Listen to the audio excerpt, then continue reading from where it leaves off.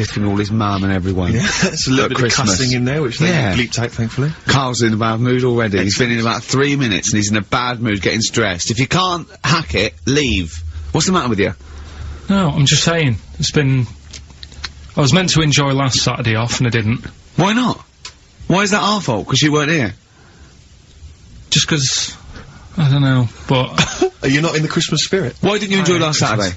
What did you do? I went all the way back up north again, right? Because, it was Suzanne's dad's birthday, right? I was busy last week, didn't have time to get him a present or anything. Didn't have time to get him a present. So I got to Euston Station, bought a card for him, which was a Christmas card, so he wasn't happy because he was saying it's my birthday, and I said, well, I won't be seeing you again. So I've got a joint card. And then we went out. Did you get him a present? Well, no, because we went out on Saturday night for something to eat at this pub that he likes. It does nice steak and onion rings, right? Lovely. So he should have been happy anyway. Yeah. But what, you paid for it? No. But you should have been happy anyway. Suzanne paid for that because it is her dad, right? Not mine. So I said, all right, what can I do? I said to her. So she said, just buy a few drinks or something. Anyway, I didn't get around to getting drinks. I can't believe it. Didn't get round to getting the drinks. Right. So I said, right, I'll pay for the cab. Right? Oh, what a lovely Christmas gift that is. Yeah, £2.50. I paid, no, it was like in Manchester £3 there, £3 back. So £6 you spent on him? Well, no, I spent more, see, that's what he said. He said, you get the Bolton and back, can't you, for that? He said, oh, you've spent on me £6 for my birthday. I said, no, I haven't, because I gave the taxi driver a tip. I'm a little bit worried about his attitude as well. Because even if, I mean, that is a stingy present, but you don't say... Well, I mean, let's be honest, that's the worst Christmas gift ever, because, I mean, you're pretty bad, like we discussed in the past, but at least you spend a bit of money. Yeah. It's just thoughtless. Yeah. This is nothing. I know. You're not giving him any time. I mean, I would... And I knew my demographic. They loved it, my family. They couldn't believe their luck. You know. Well, a tenner. You spent a tenner on him? Well, the cab fare was £6. But the thing is, it's not I don't think he's saying that. I think it's the fact that this is like, you know, frittering away in everyday life. Kind of thoughtless, he would have loved to, I'm sure he would have been appreciative of a lovely £10 gift that you cared about and bought. A book he probably likes Fly Fishing, doesn't he, by J.R. Hartley. If you'd have bought that, he'd have gone, that's what I was looking for. Well. Or what I was looking for, Karl. Bloody hell, Karl, you little balls twat. That's just what I wanted. So...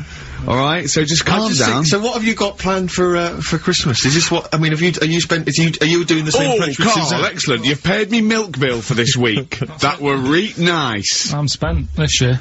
So have you planned anything for Suzanne, or are you just I'm taking her out Christmas Day for something to eat. Well, does she know that? Was that? She's working today, so she, you know, so... Right, okay. So what Christmas gift have you got? That's it, I'm taking her out. What, you haven't got a present? No, because we spent a lot. Don't forget, that's half yours, though. You're not gonna just be sitting there watching her eat, going, oh, I'm hungry, but I spent all of it. You're gonna be eating as well. That's half yours. So she's got nothing to unwrap. He's like a cat who's been hit. She's got nothing to unwrap. There's nothing. She's gonna hand something over to you, because I've met the woman, she will. She'll hand something over, you'll open it, you'll love it. I might get something today. But you shouldn't take me to begrudgingly persuade you to do it. God. Yeah. Right, so... Yeah. Well, I'm gonna try and stick in some, Christmas songs. We're not playing all Christmas songs, but I brought in a couple. So this is Christmas, John Lennon, The River, Joni Mitchell, Fairy Tale New York, one of the best Christmas songs ever. Oh, well, what about a bit of Pretenders? That's a good one, 2,000 Miles. Let's hear it. Pretenders, 2,000 Miles, on XFM 104.9. This sort of Christmas edition, we're not here next week, are we? No. Karl is, aren't you? Well, you are in a way. I was doing a best of, innit? Yeah. Is it a best of? Yeah. Brilliant. Have you been putting together? Not yet. Okay. I'll do it today. Tell me what bits you want in it, and I'll sort it out. It's not for me to say, is it? Yeah, it is the best stuff. Well, maybe people could email in with their highlights of the year for them. I'm trying to think what they were. I mean, mostly... Karl. It'd be mostly Karl, wouldn't it? Mostly Karl. Gibberish from Karl. Oh, I think it'd be an awful lot of educating Ricky from Karl. Well, ricky.gervais@xfm.co.uk if you've got any thoughts on stuff you'd like to hear. Again, is there anything you'd like to hear of Karl saying something stupid, me and Steve laughing or slapping him? Yeah. That's basically the competition, isn't it? Well, there's a couple of instances where I tried to kiss him, I think, and you encouraged me. Yeah. Those are some highlights for me. I wish I'd have videoed that. Yeah, so do I. You mentioned educating Ricky. We've only got, do you know, we normally have like 3 installments. Yeah. We've only got 2 today. Why? What happened? Just, well, you clearly weren't busy Christmas shopping, so what's the Yeah. Well, like I say every week, it's a bit of a struggle finding stuff that I can teach you. But at the same time, what we have got, we've started the feature, I teased MTV with it, right? So I thought I'd best start doing it before they get someone like Zane Lowe presenting it or something. Yeah. So, do we need them? Do we need them? And you should explain do we need them for those that don't like the show. Well, it's sort of education about animals and stuff, and if we need them. So, like, David Attenborough once said, you can get rid of people off the earth and it would carry on, there's no problems, but, you know, get rid of a monkey and you could have problems on your hands. So is that a direct quote from Attenborough's current autobiography? Yeah, something like that. I think so, yeah. So what I've done today, right? He all starts having it with, right, so then. Yeah, exactly. Yeah. So... Okay. and he always ends things, you got yourself all sorts of problems. Yeah. So that's done. That's coming up. Enjoy that. I've spoke to a woman about, jellyfish. Oh yeah, because I know you're not a fan. Not a fan of them, so we'll be speaking to women or jellyfish? This is a woman. Either. Yeah. So we'll be sorting that out before 3 o'clock. We'll be finding out if we need them. Putting that one to bed. He's great, and he's great. And then we've got a Christmas edition of Rockbusters, which I found out yesterday. Go on. Channel 4 have ripped it off. Go on. It's on their teletext thing. That's outrageous. Yeah, on their teletext page, someone said. What are they doing then? Like Rockbusters, they're copying the format. You sure they're not copying Blockbusters? No, it's someone said it's a cryptic clue of a band and that, and initials, and you work it out. That is despicable. I mean, we should investigate this. So they've fundamentally ripped off the idea of being allowed to do a cryptic clue to guess a band. Yeah, but the sort of clever cryptic clues. They certainly ripped you off then, haven't they? I'm just saying. Hey, I should just point out, because it's Christmas time, we've had an email from Dickie Anderson. Oh, Dickers! Yeah, R.A. is, well, he's I suppose he's a long-time listener. Yeah. And he emails us most weeks. Ricky, if, as I suspect, I'm your only listener, I wouldn't bother with your show today, as I've got to attend some family Christmas nonsense at Auntie Marion's house. That's from Dickie Anderson, and he's good because considering he hates the show and everything we stand for, he does take the time to email every week. That counts. That counts to advertisers. Yeah. I think we've got a lot like him. We've also had a lovely Christmas card here from Alexandra, right? Who's she loves the show. She loves you, Karl, and she's enclosed some biscuits for you to save you a bit of money because she knows you goes out and get your own biscuits. And we've got a lovely little packet of Fox's Well, why don't you wrap Creations. them up and you can give them to your girlfriend?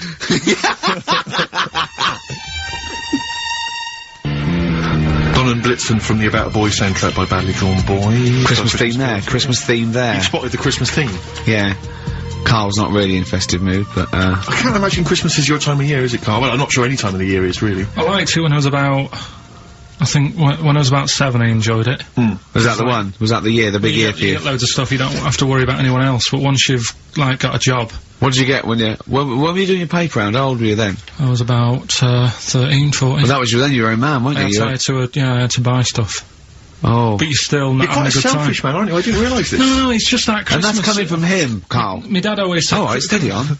Dad said Christmas morning was for, like, you know, for me, so he used to stay in bed. So he never... That's brilliant. That's a great thing to say, isn't it? Yeah. Christmas morning's for you. Run wild. Do what you want. Just don't bother me. I'm going to Honolulu for 2 weeks. That's great.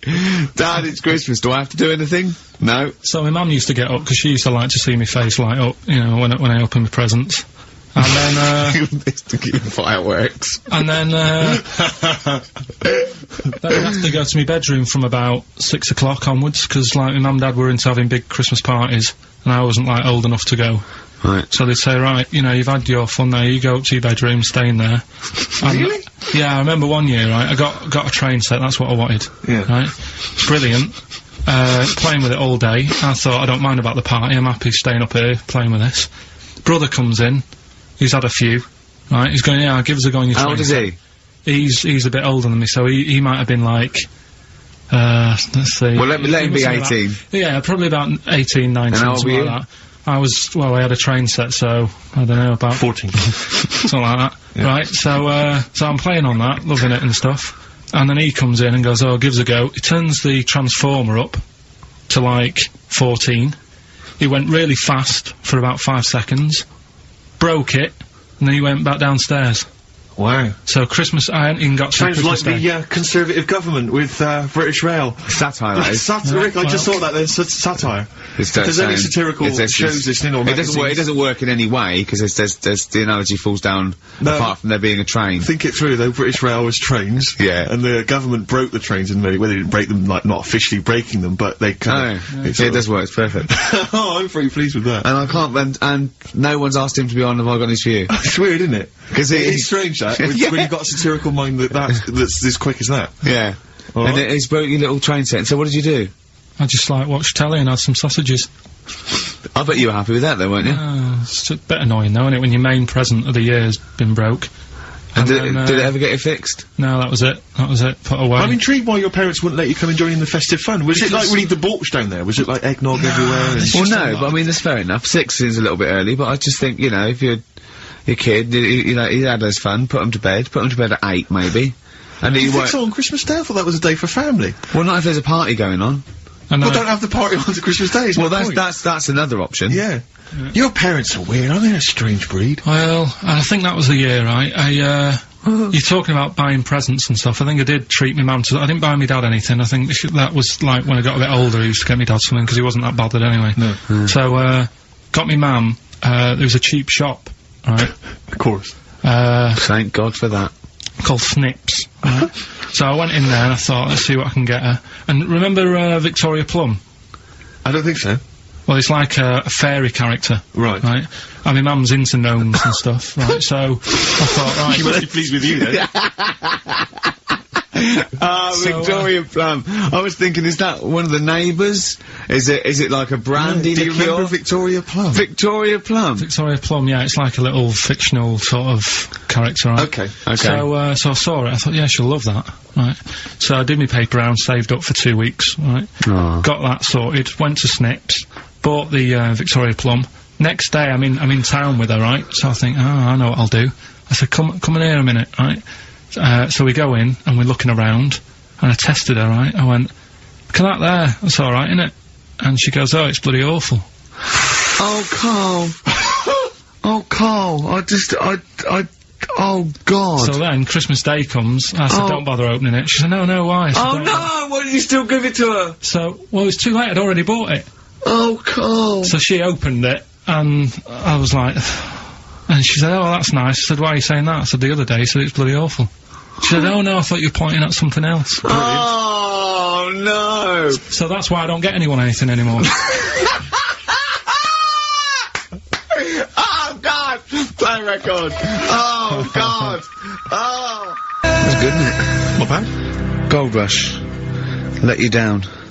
I'm actually quite affected by Karl's Victoria Plum scenario. Just the fact that, that eagerness, he wants to make sure it's a great present. He's saved up his paper round. He thinks it's like a gnome, but modern. I'm worried that you're using it as an excuse now, and that's why you're not buying anyone any gifts, because you've had your fingers burned once. I mean, you were 6, 7 years old. To be fair. No, you weren't. You were about 13, weren't you, if you're doing your paper round? Yeah, it must have been, yeah, 11 or 12 then. Oh, right. Yeah, so I'd saved up. Oh, no, I'm not using it as a thing, it's just that... What did you get your mum this year? I've sent them some money so they can, get a passport. So they can get a passport? What do you mean, where are they? Immigrants? Are they trapped somewhere? Well, they're in a holding bay somewhere in Dover. Yeah, I got a friend who's a truck driver who's going to sneak them across. What do you mean? So they can buy a passport. What do they do? Sell it when they're a bit down in their luck? No, they haven't got that much money, right? They've never been abroad, and the mate said they might, take them next year, and they said, oh, we haven't got a passport, so I thought... You've got to buy a passport, have you? Isn't that your God-given right as an Englishman? No, you've got to pay for them, they're 30 quid each, so you better add do, otherwise they're conning me. Right. So you sent them 60 You don't quid? get born with a passport, of course you sent them 60 quid in an envelope, have you? Well, check. Right. I love that. He'll be watching telly and France will come on and he'll go, oh, what do you think of that? She goes, it looks bloody awful. Yeah, oh, don't open it. No. Don't open it. Don't open it. So you've not paid for a holiday for them, you've No, just sorting out the, well, it's the better prize, isn't it? Because they can't go anywhere without it. Well, the passport keeps on giving. Yeah. So 10 years. That is, yeah. So, but no, I never used to, I mean, I can't think of other things. I used to get me dad once I started getting him stuff, it used to be a dressing gown, and then, but as an extra surprise, I used to put like a cigar in the pocket, so he'd think that was it. Yeah. Then he'd put it on and put his hand in the pocket. Right, and then he'd just hit you because he thought you'd nicked it. Oh dear. So you bought him a jacket with a cigar? That's quite thoughtful. Didn't you sneak a cigar once on Christmas? Yeah, well, it was that's when they used to have, like, the big do's, like I say, you know, they were known for it, like, the whole estate used to know that, you know, we were having a party. Yeah. So, so they'd all come round. So they'd all come round and have food and drink and that. I cannot imagine how unpleasant that must have been. Awful. And you locked in your bedroom with a broken train set. Yeah, crying. And looking at Victoria Plum, whatever that was. In the bin. Oh, in the bin, yeah. And hear a mum saying, and he got me this. Isn't this piece shit? Of rubbish. You could hear him just throwing it against the wall and laughing. And all the neighbours laughing. And you'd come down and just be in pieces with loads of spit on it. Just loads of gob on it. Eyes. And all the Polaroids of them just, like, laughing at it and pointing. Stamping on it. Alright. Let's put it all flooding back. But no, I used to get up in the morning and then, like, they'd still sort of all be there asleep on the floor and on the sofa. That's awful. That's terrible. Christmas is surely the one day a year which is a family thing. It's for the kids. They're the ones that was Boxing Day. Well, I know. Oh, that's all right. It's over. Yeah. Back on the bike. All right. Who's going to pay for this? What, me? Yes, Karl. You're doing 2 rounds today. Yeah, was your paper round supporting the entire family? No, so I used to get up and, like, go downstairs and they'd be asleep, so I'd be mooching about trying to find, like, another present that's still working. I love the idea that these people from the estate had, like, squashed his presents. So I found a cigar that had been sort of lit up and then put out, so I thought, I'll have a go at that. I went outside and had a go, and that's the last time I smoked. Right. I tried it, I thought, I don't like that. I love that he does everything once. Yeah. In his life. It's a line of, I've done everything once. I don't need to do it again. Oh, dear. You know, I've said in the past to you, Rick, that my grandparents, so I love them dearly, but it's like, for the last 30 years, they've been waiting to die. I know, It's like they just sort of, it's like, you know, the novelty wore off of life. Life in the 50s. Yeah, they got kind of bored of it. Like, in the 40s, it was brilliant. All sat around the old Joanna's, the Bondsfell, singing. They loved that. The 50s, you know, that was great as well, because that was the post-war years. It was, you know, it was a bit tight in the pocket, but it was alright, everyone pulled together. And then the 60s came along, all the crazy music, the funny hair. Let's stay in bed. Exactly, and they basically stayed in bed. And, it was one Christmas when, my grandmother said to my dad, what do you like for Christmas? What do you fancy for Christmas? And, this must have been, I don't know, 20 years ago. She said, what do you fancy for Christmas, Ron? And he went, well, you know, I could do with a nice big kind of warm winter overcoat. She said, don't worry about that. Don't worry about that, because your father will be dead soon. It's right, you can have his. Meaning my granddad. Well, to be honest with you, my father's still waiting. Which is good news. Good news for my grandfather. Less good news for my dad. He's freezing. He's freezing. He finds out, how is he today? He's fine. Okay. Oh, I'm freezing. It's such a weird mindset, that. I think that, to me, is what sums up people from that older generation, the 40s and 50s. And it seems to me that you've got that kind of mindset. It's like you were born in the 30s. And whenever you talk of your childhood, it's like you had, like, a baked potato to take to school. And a stick as a Christmas gift. The other thing is, I think that that sort of generation, it seems that the man is dependent on the woman. There's a total dependence. Oh, absolutely, If she dies, he's done. Yes. He's done for. Just pine away. If he dies, she's got 30 years of pottering. Absolutely, yeah. Do you know what I mean? And going to, like, you know, the youth club and the church. I mean, it's sort of like that.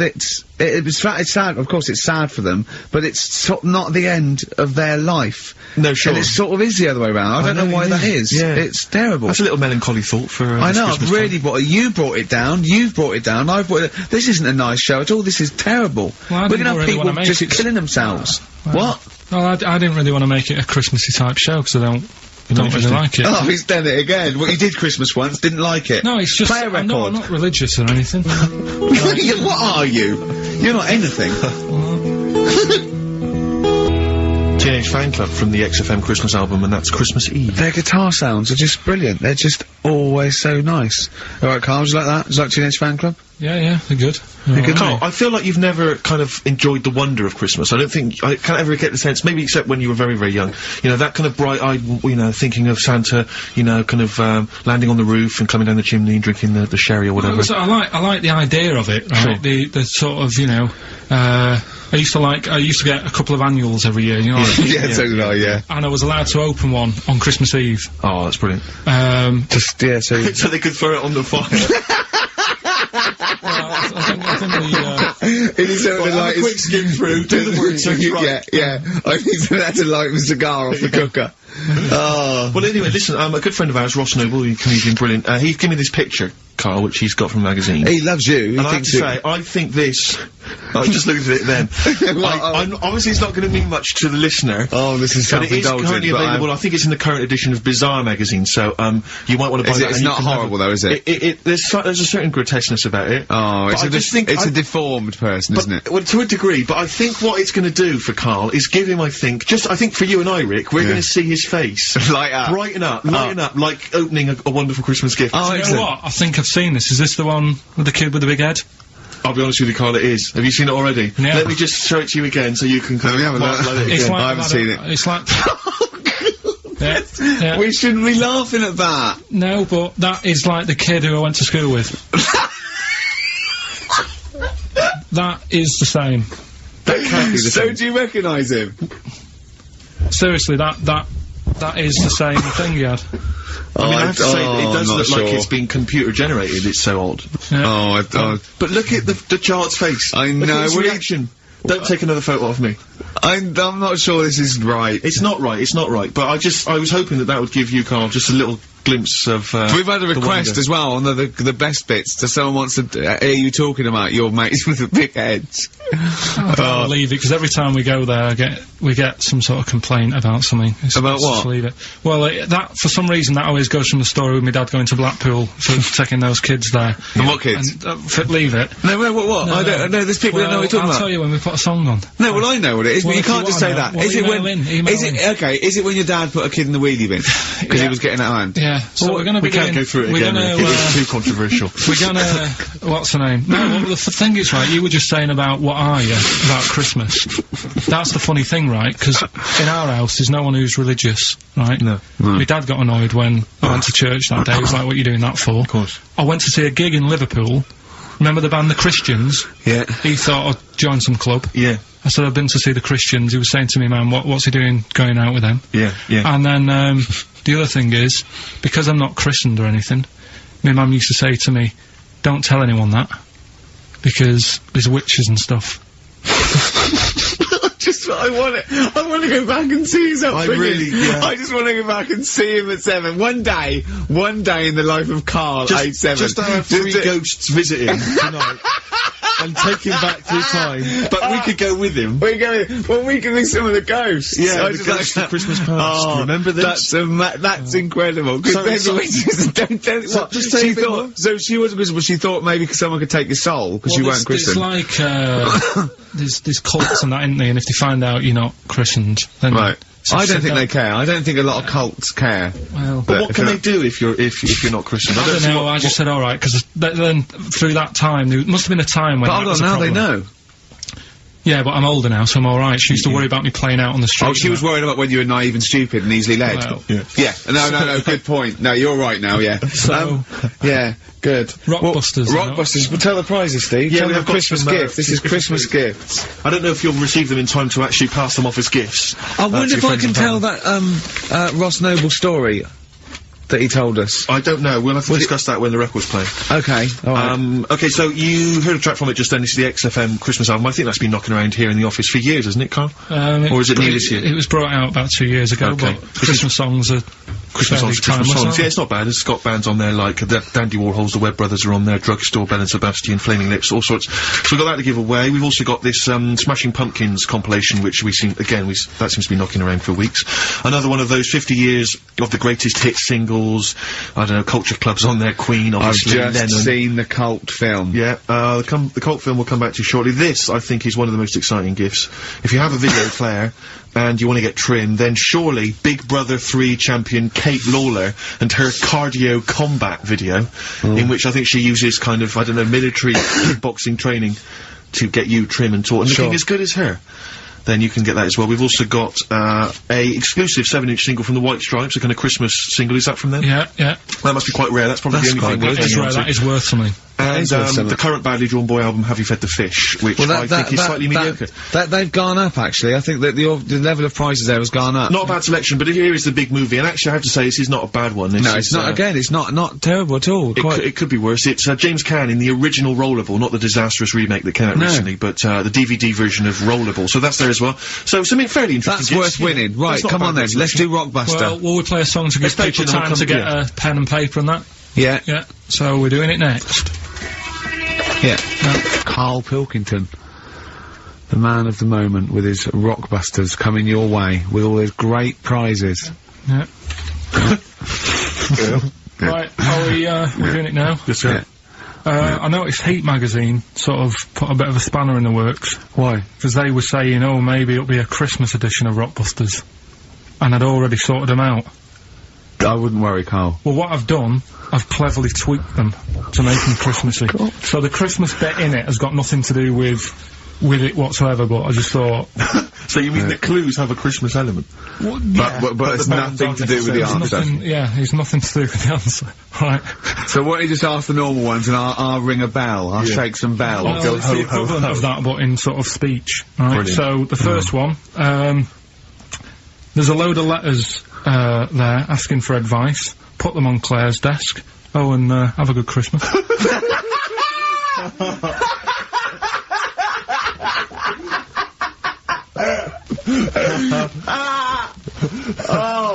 Give it to us again. Oh, God! Right, so there's a load of letters asking for advice. Put them on Claire's desk. Oh, and have a good Christmas. Right, but bear in mind, people, that the Christmas element may not be relevant to these clues. No, that's got nothing to do with it. I don't want to, you know. And the initial there is F, right? That's F. Alright. Right, the second one. Ask your mum if you should. After you've wrapped the presents. Right, so ask your mum if you should. Ask your mum if you should after you've wrapped the presents. That's, that's S. S. S. Alright. Alright. Okay. And the last one, a couple of people were arguing in the supermarket at the fruit and veg counter. But it's busy in there because it's Christmas. That's probably what brought it on. So that's B. Oh. B. Oh, God. So they're the three. I'll just recap. Yes, please. Yeah. I have no idea. I can't even... I don't know what to start thinking. Well... Right, there's a load of letters there asking for advice. Put them on Claire's desk. Have a good Christmas. Have a good Christmas. Second one, ask your mum if you should. After you write the present. S. And the last one, a couple of people were arguing in the supermarket at the fruit and veg counter. But it's busy in there because it's Christmas. Busy because it's Christmas. That's a B. So they're the three things. It's email only, this one, please remember that. ricky.gervais@xfm.co.uk. ricky.gervais@xfm.co.uk. Yep. Brilliant. Karl looks happy with them. He looks really happy with them. So they're cracking. They're good. Yeah, they're pleased with those. Alright, is there going to be more Rockbusters in the new year? We're not sure. I'm still, thinking about new ideas that we can do. Okay. Are we starting Ricky Ridiculous today? Have you done Couldn't be bothered. Couldn't be bothered. Couldn't be hard. Look forward to Ricky Ridiculous. Well, he's worried about, he nearly said asked, and he just stopped. Because he's worried, because he's the producer. Yeah, well, I've got to set a standard. Oh dear. Karl, you have, mate. You have. So that's that. We've still got to come, I'll tell you what, why don't we have, a lovely tune, right? You make the tea, we're opening these biscuits from Alexandra. Yeah. We'll be enjoying that, right? Maybe segue, so we can have a nice little, rest. I don't want to talk through it, it'd be rude. And then we're coming back, and as part of, like, Pilkington, Parkinson, and Do We Need 'Em? Do We Need Them? Yeah. Karl has interviewed an expert on jellyfish. Brilliant. So we've got that, plus of course we've got a two-part Educating Ricky. You've got Educating Ricky still to come. With a Christmas theme or not? And we've still got things like the Pogues, John Lennon, Joni Mitchell, just David Bowie. Are you suggesting there's going to be some great music and some fun chat? And some fun chat. Lovely. Good. We've had our little biscuits, haven't we? Yeah, good. We're loving it, haven't we?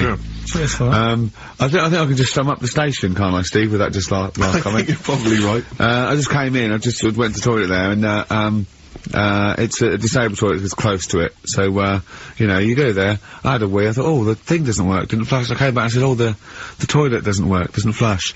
And, Karl went, no, you just stick your hand down and pull that wire up at the...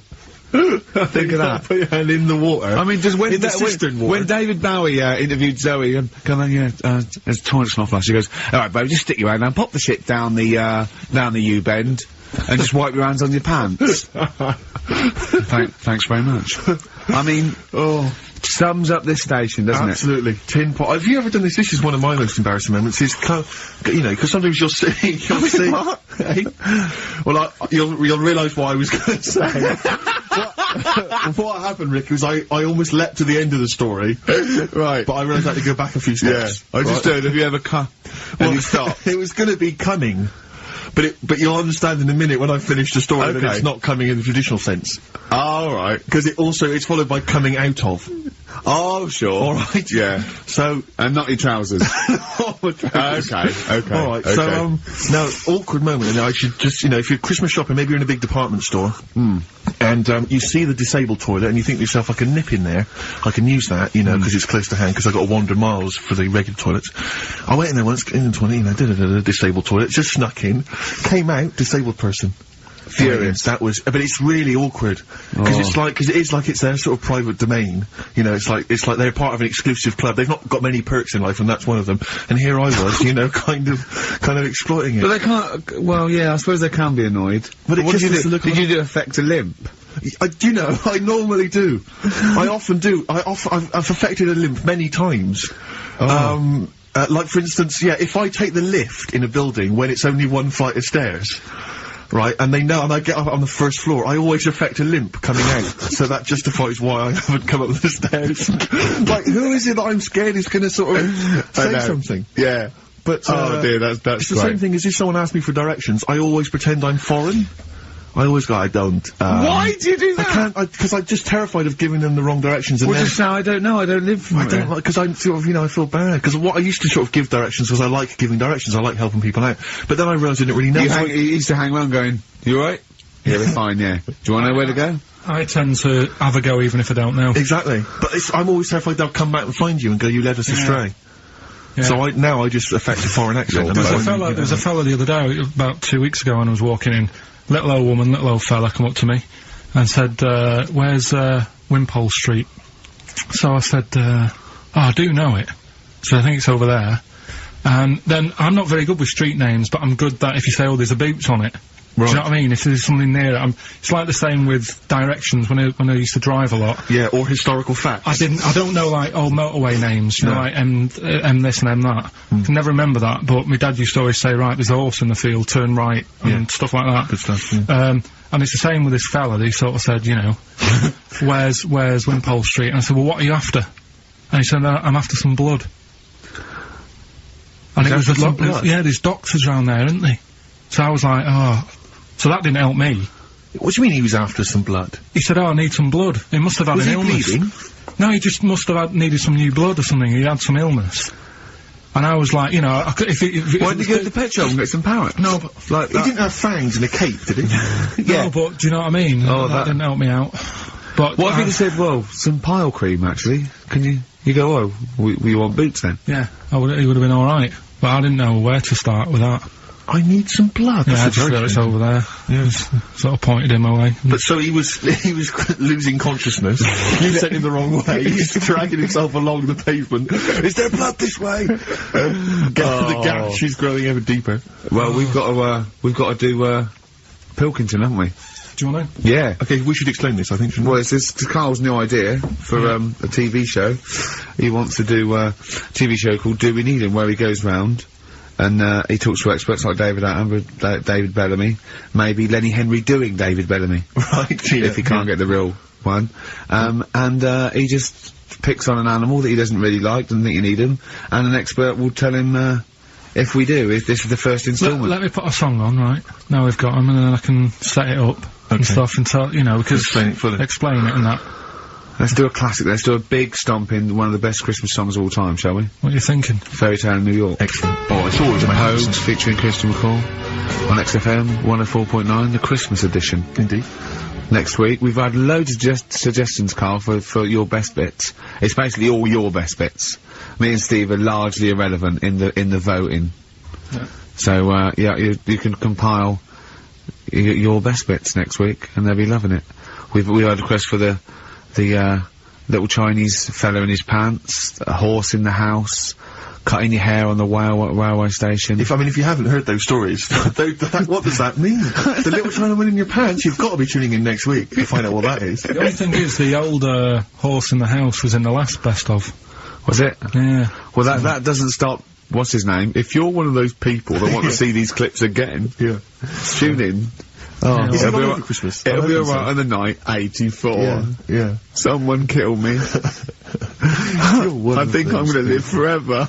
It's like we said before, who goes to the recording of one of those? There's always people in the audience. Yeah. Aren't there? That'd be great. Tickets for It'll Be Alright on the night. And they laugh at his jokes, but I mean, I don't know I think how many takes it, how long it takes to record that. The show's about 3 hours, so the recording must be about 9. Have you, ever seen Kirsty's home videos on Sky One? I think so. It's dogs falling down slides. It's like You've Been Framed, but falling over in a wedding. It's got audience laughter.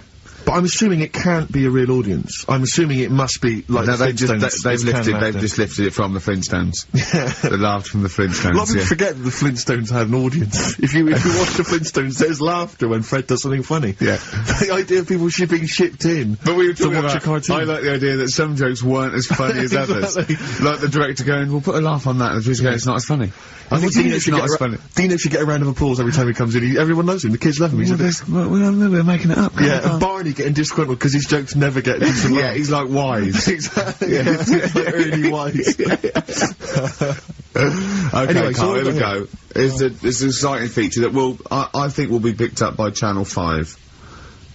It's going to be Karl Pilkington, Do We Need Him? Where Karl goes around checking out animals with top experts, asking whether we need them in the world. Yeah. So, this is the first one. We won't do it next week, but I'm already sorting out the contact. We will be looking at octopus, because they're a bit weird. Okay. So that's what you got to look forward to in 20, Again, if you have an animal that you feel is unnecessary in the world, then email us, and I'm sure Karl will investigate for you. Well, the other thing as well, whilst we're on to that, I want to sort of have a bit of research with me, so when I speak to the bloke or the woman about the octopus, right, I want, you want to be armed with the facts? Well, sort of response from listeners, so I can say, well, 70% of XFM listeners said we should get rid of them. Sure. Do you know what I mean? Okay. Like Jon Snow does on Channel 4 when he does all, politics stuff. Yeah. So, if you agree with me, just send an email saying yes. So yes, we should get rid of them? Yes, yeah. Or yes, get rid of them. Because the house believes always we should get rid of these animals. You're picking animals you want to get rid of. So yes is, get rid of them. No is, don't get rid of them. Well, and not no, it's Noah, because they go on the ark. The ones we keep go on the ark. That element I'd completely forgotten about, and I think that's a wise move, because I don't think that's working. I don't think you thought through the whole Noah. So that's just complicating the show, I think. So yes, we get rid of them. Noah, they're saved on the ark. Yeah. Right, okay, so lovely. Here we go then, jellyfish. So today we're looking at jellyfish in Pilkington.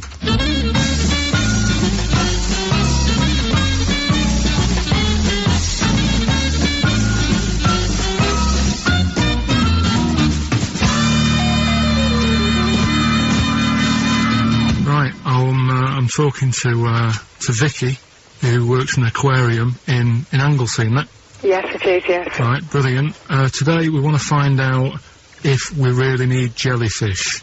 I've got a bit of a problem with them anyway, because I've been stung by one, and I've done a little bit of research into them, so I'll tell you what I know about them. Okay. You might learn some stuff from me. Oh, well, you never know. And if I'm talking nonsense, just tell me. Absolutely. Yeah? Right, so first of all, they don't have eyes, do they? No, they don't. Right, no. So I'm right with that. No lungs. No lungs. They haven't got a heart. No hearts, heartless. And they're made up of 97% water. Yes, they are. So, they're pretty useless, really. Well, they have got a nervous system. They're actually about 650 million years old, so they've evolved and they've outlived the dinosaurs, and they're even older than the sharks, and they can even outfox us, because NASA scientists have worked with them to try and work out how they operate in weightlessness, and they still don't know how they do that. Took them into space, actually, to figure out how they did that. Seems like a bit of a waste of money, but... do you know Port Maddock? I used to go there a lot for my holidays, and there used to be a load of them washed up on the beach. People on motorbikes used to go over them and stuff. Yeah. Well, we get the moon jellyfish. That's the ones with they've got pink bits in the middle. Yeah, that's their reproductive bodies. I think that was them. I think they're the ones who went over on the bike because you could see pink bits. What do they do? If the jellyfish went, would we have a problem on our hands, do you think? Okay. You might have a bit of a knock-on effect, because things like turtles eat jellyfish. Yeah, but do we need turtles? Well, don't forget that when you take out something from the marine system, something normally feeds on. I mean, they're not just there for the fun of it. Something either feeds on it or feeds on what they excrete. What you're saying is they exist to sort of feed others and also to eat some stuff that's in the sea. They control the population of other fish and species that might otherwise be a problem. Okay, well, let's kind of wrap this up, right? The question that I'm asking today is, do we need them? Say if Noah had his ark, right? You've swum and got on the boat, you're alright, you're safe, he's going to keep you to sort of populate the world as well. Right, so it's you and him. He's not a bad-looking fella, so you're happy. Yeah. He says to you, Vicky, do we need him? Absolutely.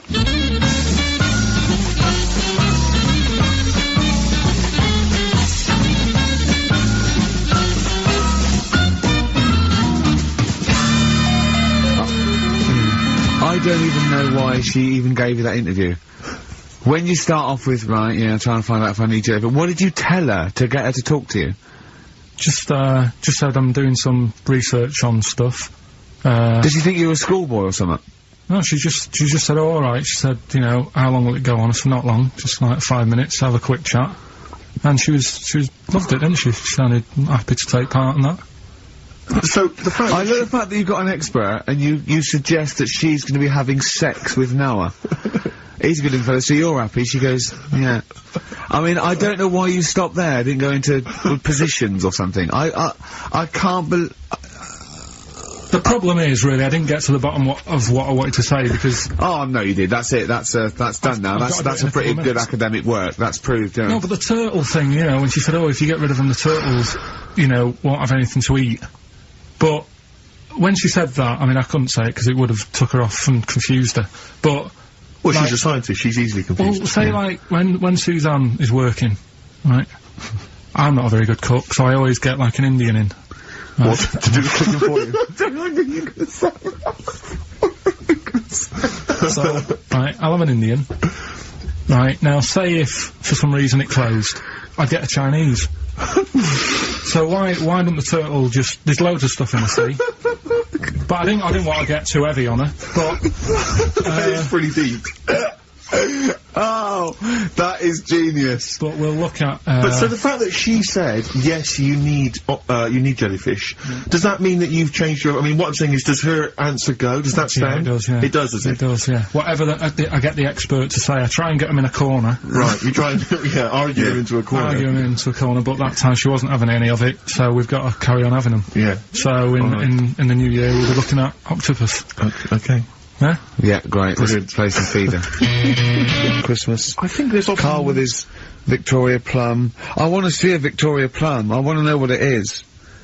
Does it look like a little gnome? It's a woman gnome. A female gnome? Yeah. A little gnome. Yeah. Did your mum collect gnomes? She likes anything gnomes, she likes fairies, she likes, Indians. She collects all that stuff. And it doesn't matter what it is. What do you mean? Like a proper Indian with all the headgear on. Or a Native American. She likes anything with them on, like, it can be a fridge magnet. It can be, just a lot of Native American wisdom is around the fridge magnet because they think it has special powers of adhesion. Yeah. Yeah, that's, you read some of their writings, the great works. It reminds me, talking of gnomes, he said to me in the week, he went, "Oh, did you see that programme on telly last night about dwarves and fellas without legs nicking cars?" And I went, "No." He went, "Oh, it's amazing, right? Because they haven't got legs and that. They scoot along and they can nip into a car like the Dukes of Hazzard." Explain more, Karl. No, you see, I didn't see it. Someone else told me about it. Oh! That's what I said to you. I said, "Did you see it?" Because I missed it. And it's about these little fellas, who, specialise in car nicking.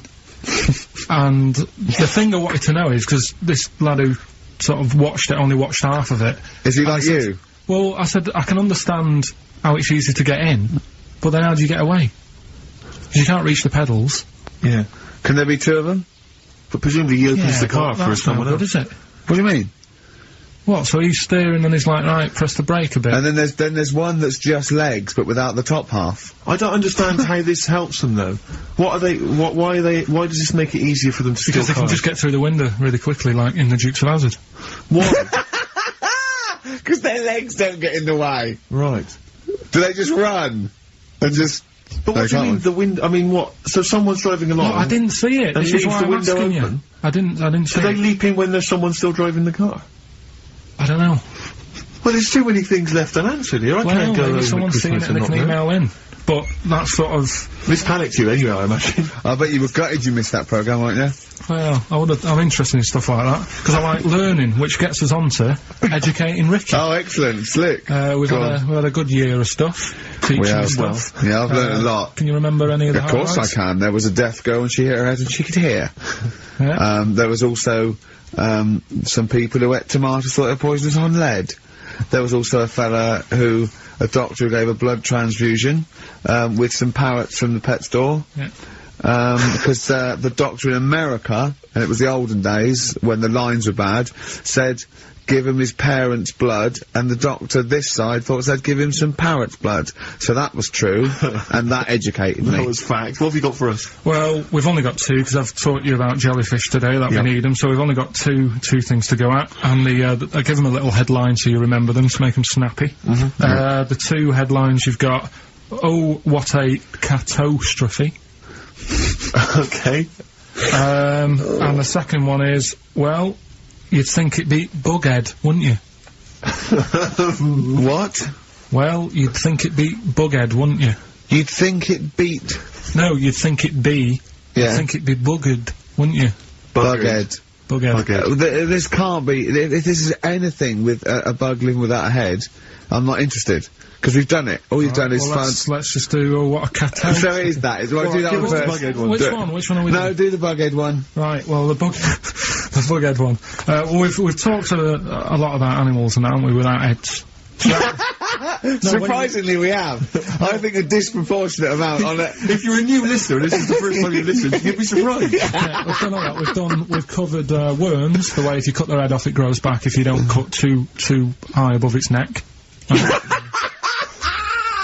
We've covered the chicken, the fella who blinked. Yeah, I can't go into it again.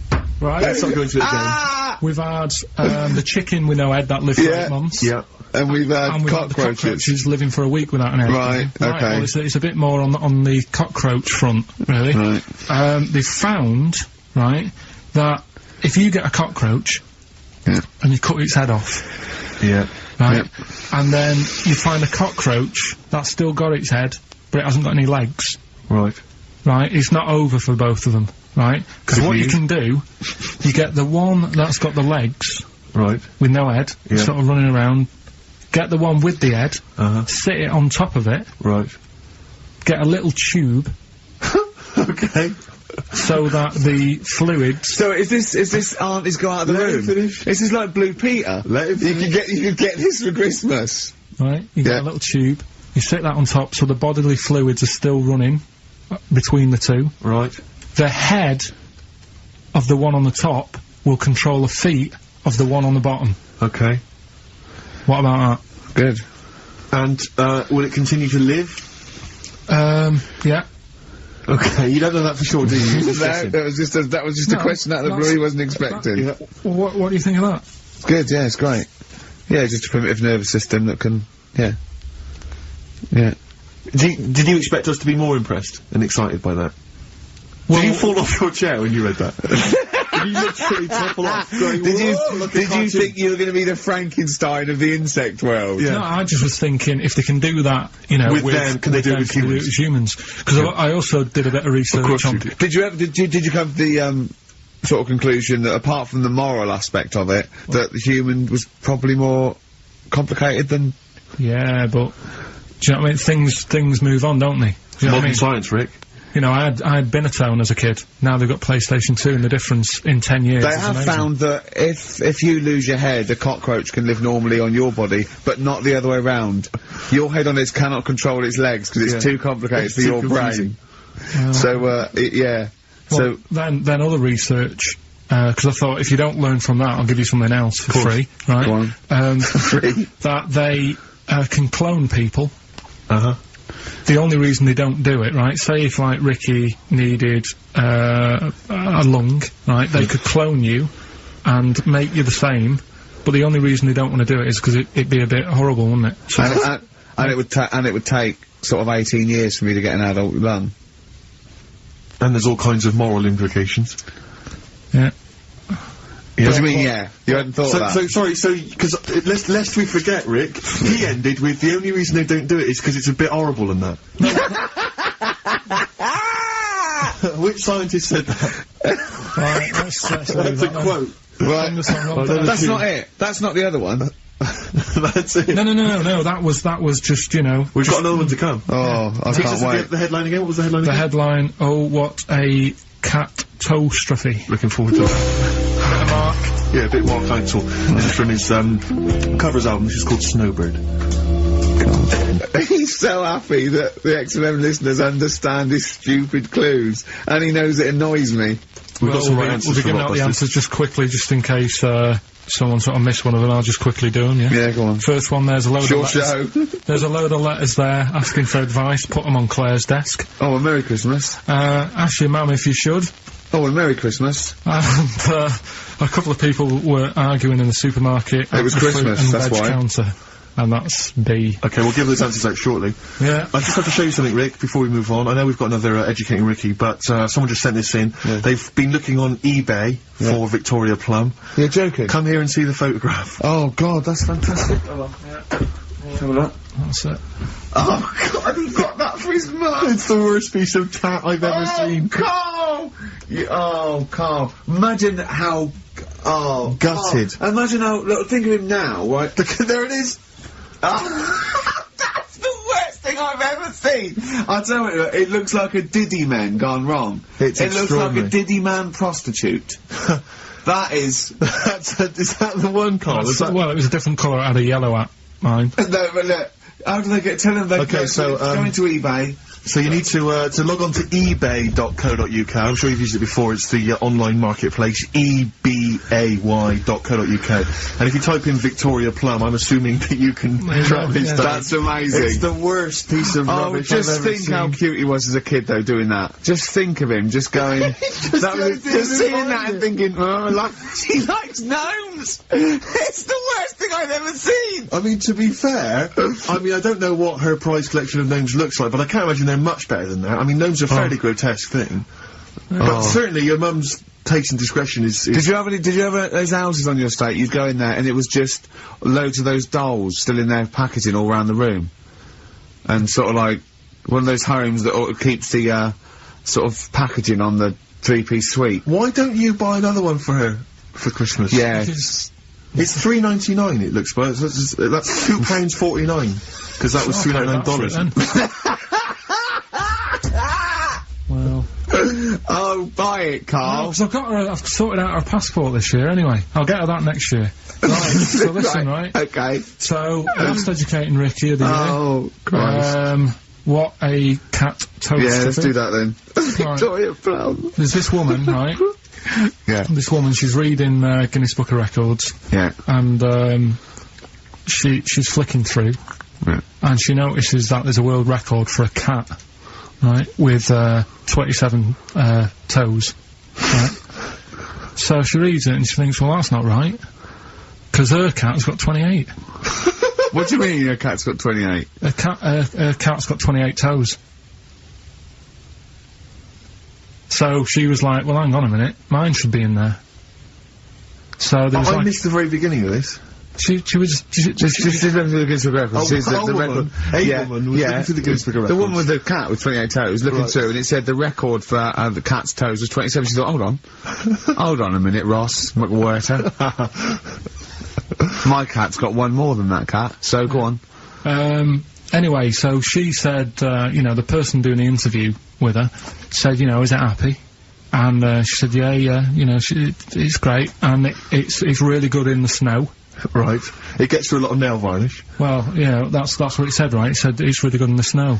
So, I just was thinking, I mean, that's it, really. That's not it. That's the end of that story. But brilliant. But what I'm thinking is, right... It was two cats welded together. No, she said, you know, it's happy. So, is the other sort of disabilities where, in a way, it's not all bad? Oh, Christ. No, do you know, like, that book Steve brought in for me? And there was a fella there, wasn't there, who had 3 legs, who was a juggler. And I was like, what's the point of that? What do you mean, what's the point of that? What's the point of what? He's not taking advantage of having 3 legs, is he, being a juggler? Yeah, he said he should be a footballer. Right? So, no, but in a way, he's used it, hasn't he? He's probably not even that good at juggling. But, because he's got 3 legs, people have gone, well, I'll give him a chance. Let's go and see him anyway, see if he's any good. Yeah. Right? So, what I'm thinking is there anything else? We've mentioned, the midgets today who are good at robbing cars. Because they can get through the windows like Dukes of Hazzard. Sorry, so listen. I'd just like to say, this is the Radio Authority listening, we are in no way suggesting that, one, midget's forte in life is robbing cars, or that if you're a midget sitting at home feeling sorry for yourself, that you should go out robbing cars. I'd just like to say, this is Karl Pilkington talking. The views of Karl Pilkington do not necessarily reflect those of XFM or us. Yeah, but it was a TV programme, so it's not me, I'm just saying what I've seen on telly. That you didn't see? That somebody told me about. Yeah, so you could be wrong, just like a lot of your spurious facts you just see on the internet, you know. I'm just saying. Yeah. So, is there anything else? We've seen the fellow with 3 legs. So what you're saying is there a disability that is actually an advantage? Yeah. Right, I mean, okay. Steve mentioned about the disabled loo. They're always really roomy, and like got multi-gym facilities in them. Multi-gym facilities! Oh, do you know multi-gym facilities! What do you mean, Karl? There's always bars everywhere and that, isn't there? That's not parallel bars. Yeah, That's they don't do gymnastics! What in there working out? But I'm just saying though, do you know what I mean? So in a way, they've got that. So, always, what I'm saying is, when you look on the brighter side, it's like Elephant Man would have never got up and gone, oh, look at my hair today. Nor do you. No, but, do you know what I mean? He would never have that problem. You're a maniac. Forget it. I thought we'd be able to, like, get a serious discussion going here. Well, okay then. So, this is a serious discussion, is it? Yeah. Okay, well, let's treat it sensitively then. If you really want a serious discussion and talk about whether there are some disabilities that are an advantage, let's think of some then, shall we? Well, I've said 3 already. Yeah, you can't say, if you're deaf, Bobby Davery won't annoy you. That doesn't count as an advantage. Do you understand? Do you know what I mean? Karl's looking at you thinking, that's brilliant. Yeah. Yeah. Well, we'll leave it then. I'll come up with a better feature for next year. Oh. We'll bin that, Oh, So if you've got any disabilities... We've been that, like that was going to be a feature. What, you were hoping that would be a spin-off feature? Disabilities are actually it's an advantage. another form of do we need them? It's like, but that's Karl, think of it, it's like that joke, a bloke that, wakes up in hospital says, good news and bad news. Bad news is we've had to amputate both legs. What's the good news? The fellow in the next bed wants to buy you slippers. See, that's not an advantage. It's a joke. That doesn't really happen. People don't go, oh, that is good news. Yeah, I'll probably get a quid from him. Do you know what I mean? But the fellow with 3 feet, what would he do? Well, he'd buy a pair and then just nick one of those because they put out one shoe, don't they? Are those, yeah, if you've got one leg, you can nick shoes. Good point, right, Karl. Now I'm getting you thinking. Yeah. Right, so we'll do Rockbusters Answers next then. Happy Christmas, war's over and all that. Indeed, yeah. Brilliant tune. Great tune. And well, I've had a great time. Merry Christmas, everybody. I hope we haven't offended you by some of Karl's rantings. Just think of what he's gone through in his life. That Victoria Plum incident. Carl, I've got a little gift for you here before we go. Oh, you're joking. I haven't got you anything. Well, no, I don't. You haven't got your girlfriend anything. I wasn't expecting much. It's not exciting, but it's worth taking. In fact, why don't you just re-gift that straight away? It's alright, cheers for that. It hasn't even looked at it. Champagne. That's not the champagne we got free from the BBC, is it? It's not actually, no, Rick, because, that is far too good for the likes of Karl. Oh, right. And I wasn't going to give it to you, you wouldn't appreciate it, that's just sparkling wine. Oh, brilliant, I love that. Yeah, he doesn't know the difference. I'm seeing Karl on Christmas Day, because, he's around Christmas Day in London, so I'll get a little gift then, Karl. Alright. That'd be good, wouldn't it? It'd be a nice little... Okay, answers, we must give the answers. You would have to go to bed at 6, though, so we can play. Right, here's the last clues of the year. You had, there's a load of letters there asking for advice. Put them on Claire's desk. That was F. That was foreigner. Foreigner. I don't know what you mean. Claire Rayner. She took advice. She gave people advice.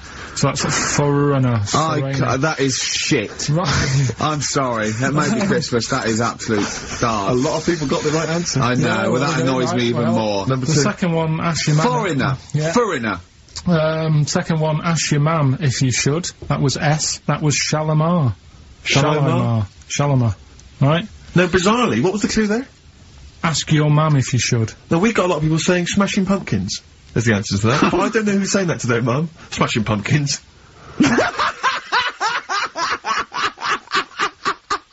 Merry Christmas, Mum. Smashing Thanks Pumpkins. very much. Nice bollocks. Oh, that's great. That's great. Right. Smashing Pumpkins. Your dad bought them for me for Christmas. Yeah. And the last one, Lovely plums. What,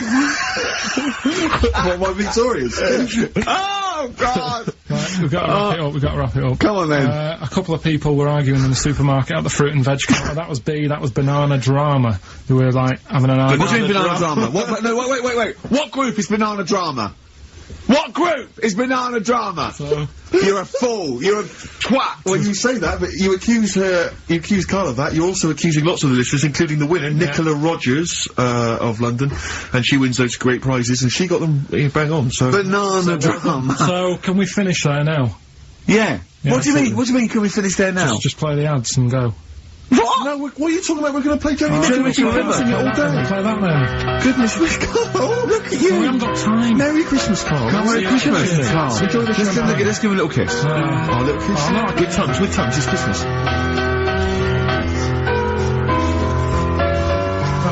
Stop messing about. Get up! It's the best of. You've been voting in all week, sending your emails.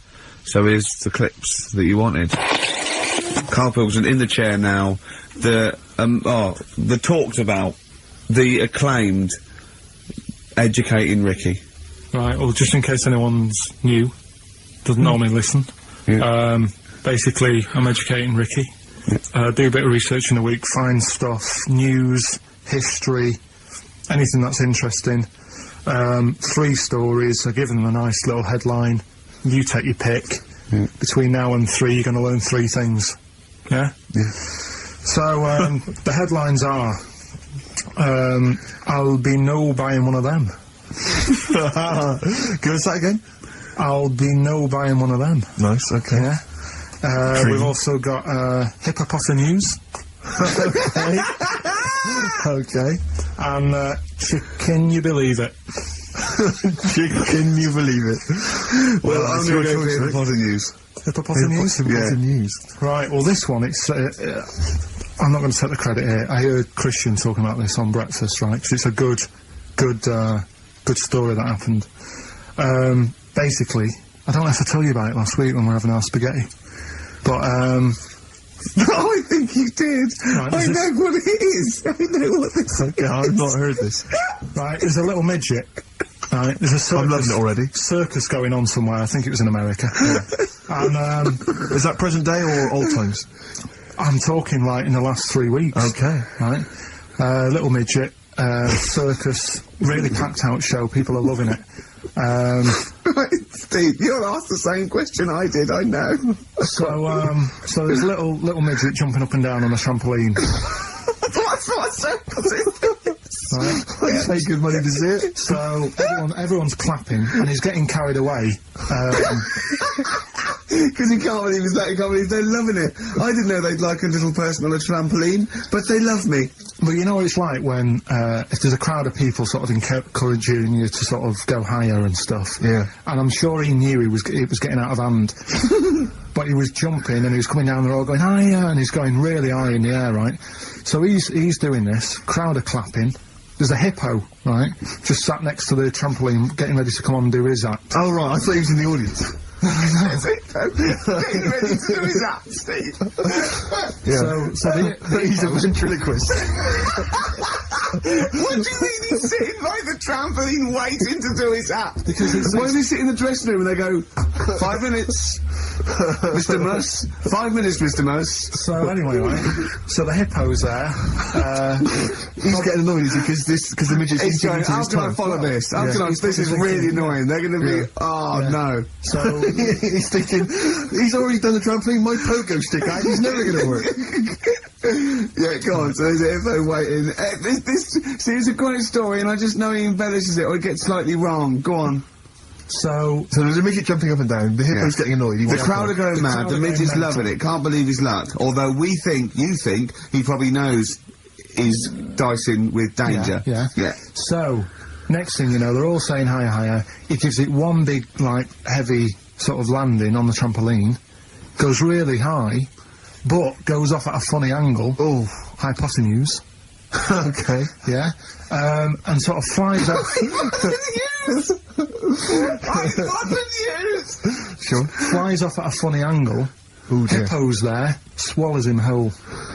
Crowd are clapping, thinking that's why the hippo was waiting there. Rubbish. Rubbish. It's not rubbish, though. But no, maybe there was an accident in a circus with a midget and a hippo, but at no point was this hippo waiting to go on, going, come on. The midget flew off at hypotenuse and landed in the hippo's mouth and was swallowed whole. This is what you embellish it. That is great. And what's I have to say though, Rick, when I heard midget trampoline hippopotamus, I was thinking actually the waiting to happen. Yeah. So.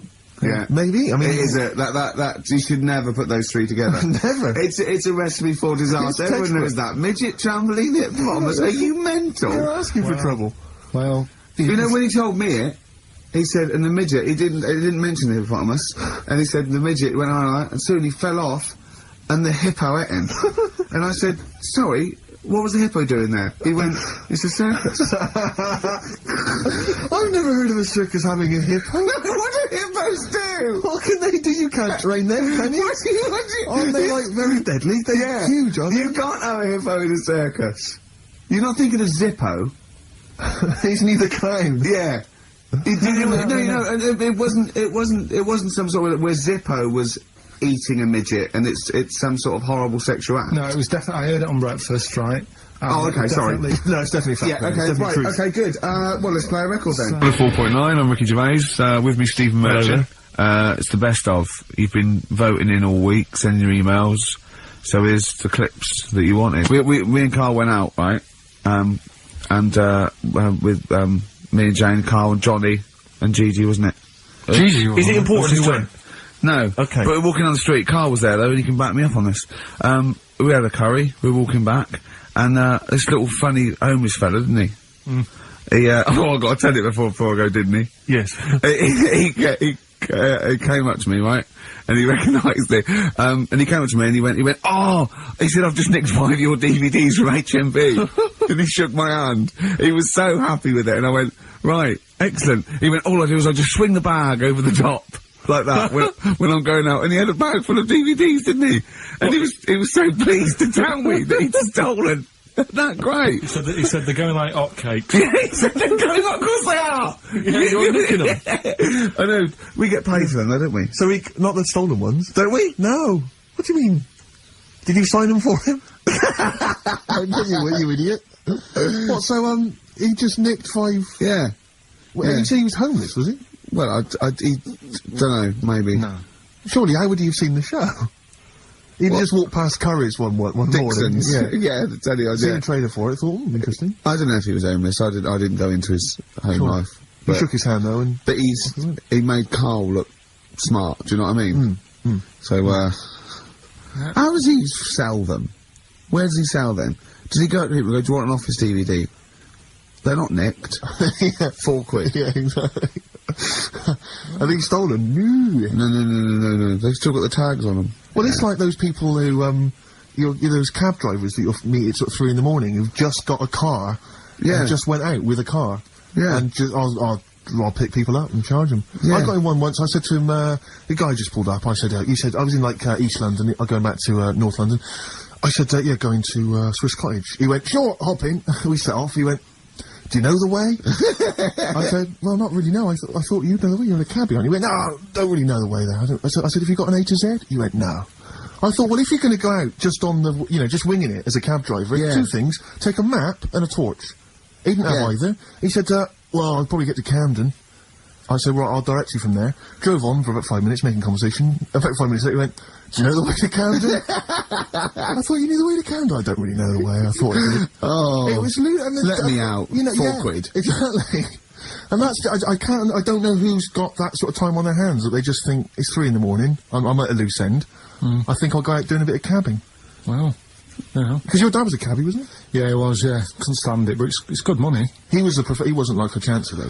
What was he doing when he put that little Forrest Gump in a weedy bin? That was part of the cab company thing. They had to do like a charity event once a year, and he did it one year. Never asked him again. Tell us the story again. I'd rather not, because we got a few sort of complaints about it. Why? Why did you get complaints about it? Because he put a kid in a bin, and it's not the thing to do. So, but we could use it as a sort of sobering lesson for people. Yeah, tell it like a, you shouldn't do it. Nah, yeah, but that's how I did it last time, but people still didn't like it. All the stuff I tell you, we don't take the mickey out of people on purpose. No. It's real life, innit? And that goes on in life. Yeah. My dad was saying that in hospital, though. Do you know I was in hospital? Yeah. He did some jokes about old people and that, and he said, at the end of the day, if something makes you laugh, it's funny. Do you know what I mean? So, what you meant to do? And laughing's good for you. Yeah. So... But being laughed at isn't as good for you, is it? No, but there's probably more people laughing at one person, so if you balance it out, there's only one person who's upset and there's a bunch of people laughing. So, it's genius. Give me an example of that. Give me an example. Well, for instance, Karl Pilkington as he talks and the people listening. Yeah, no, give me an example of, like, so, I can't, because again, that's what I'm saying, I can't tell you the story, because there might be someone out there who... This person might even be listening and think, I forgot about that and you brought it all back to me then. So I prefer to leave it, but I think people know... Why did he put him in the bin in the first place? Because he was getting out of hand. What was he doing, though? You see, I can't explain without... You can! Don't be silly! I prefer to leave it, honestly. What was he doing? Was he annoying him? He was annoying my dad and the other people in the cab. Right. And he thought, how can I deal with this before it gets too out of hand? Yeah. He pulled over and put the lad in a wheelie bin. I'm gonna burst! So we'll leave that.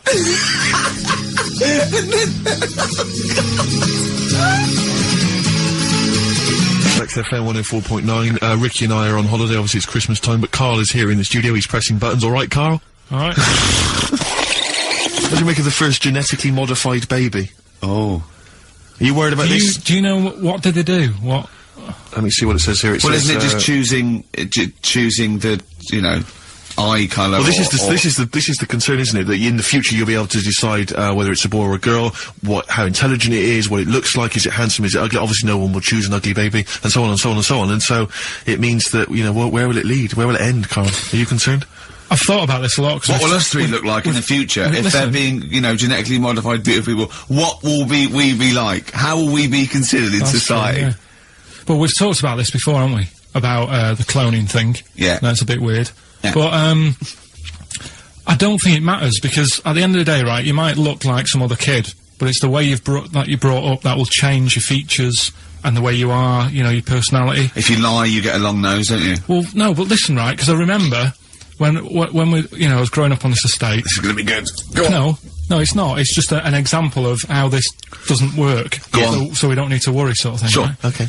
So growing up on this estate, and there was this woman about 4 houses down, right? Who's a bit rough. All right. Didn't fancy her. Oh God, no. right? But she had a baby. Well, tell me about her first. I'm interested in this woman. Why was she? It was a very... She looked like a man in a dress. I mean, I didn't grow up in a posh house or anything. I'm not saying that if you live in a bit of a rough house, you're a bad person. What did she look like? But anyone can clean up. Looked like Tony Green with a fag on. They didn't clean up much, right? Oh. Which, even if you've not got a lot of money, you can still try and make a place look nice. Yeah. Right? But she didn't, and a kid used to take a horse into the house. Sorry. Whoa, Neddy. What do you mean a kid used to take a horse into the house? Where did he get a horse? Must have nicked it from somewhere. Must have So you've seen a horse in it? No. What, is that from outside the saloon round the corner? Yeah, was it just tied up with the bit of right? Oh, that's great. Did Big Jake come looking for it? I'd been out. Oh. Sorry, let me get this. This was before the lynching stopped or after. Where did he get a horse from? What do you mean he must have nicked it? His mum said, where'd you get that from? I bought it. Alright then, but keep it out of the kitchen. I don't want you going Catlin rustling. Where did he get a horse from, Karl? And how long did he have it for? Was he leading it or riding it? Mum, open the door! I can't stop! I can't stop it! Open the patio door as well, Looks like we got us a runaway! What do you mean? I don't know, but the thing is, they couldn't afford to buy one because they're not cheap. So I'm just guessing. Maybe that's wrong of me. But I think... He had a horse? Yeah, right. So that's why the family didn't have any money, they'd spend it on the horse. No, I don't think, that's what I'm saying, I don't think they would have bought it. So anyway... Yeah, it's wise to whisper, Karl, in case they're listening. Yeah, and they could be in the room next door. It's not buying it, it's keeping it as well. Oh, so I was like in the car with my dad coming into the avenue, and you used to have to drive down it to turn round. And you know, sort of go back to our house. You had the traditional method of transport, yeah. And the horse was in the lounge, reading a paper, just like walking around.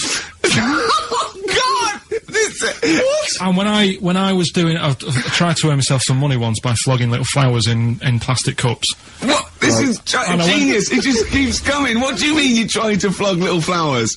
What do you mean? Wait.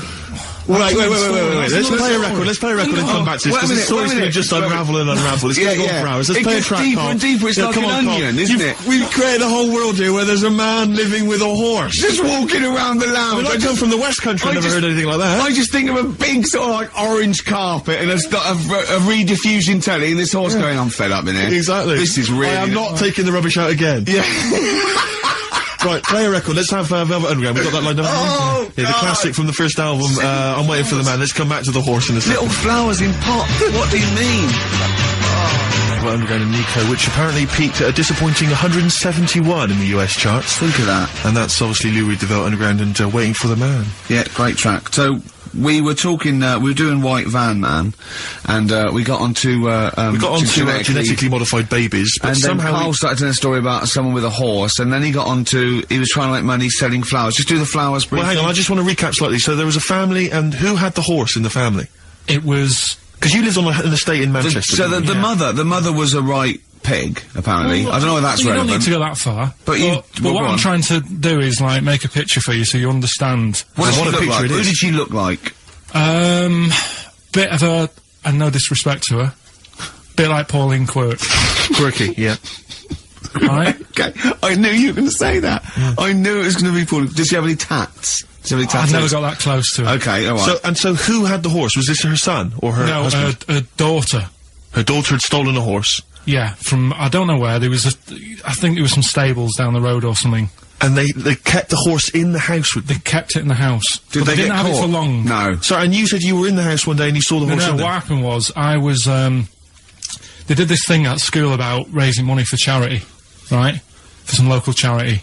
And they said you can do anything to raise money, and they came out with all these ideas, and I thought, that's good. What was the charity? Well, I don't know, I thought, forget the charity.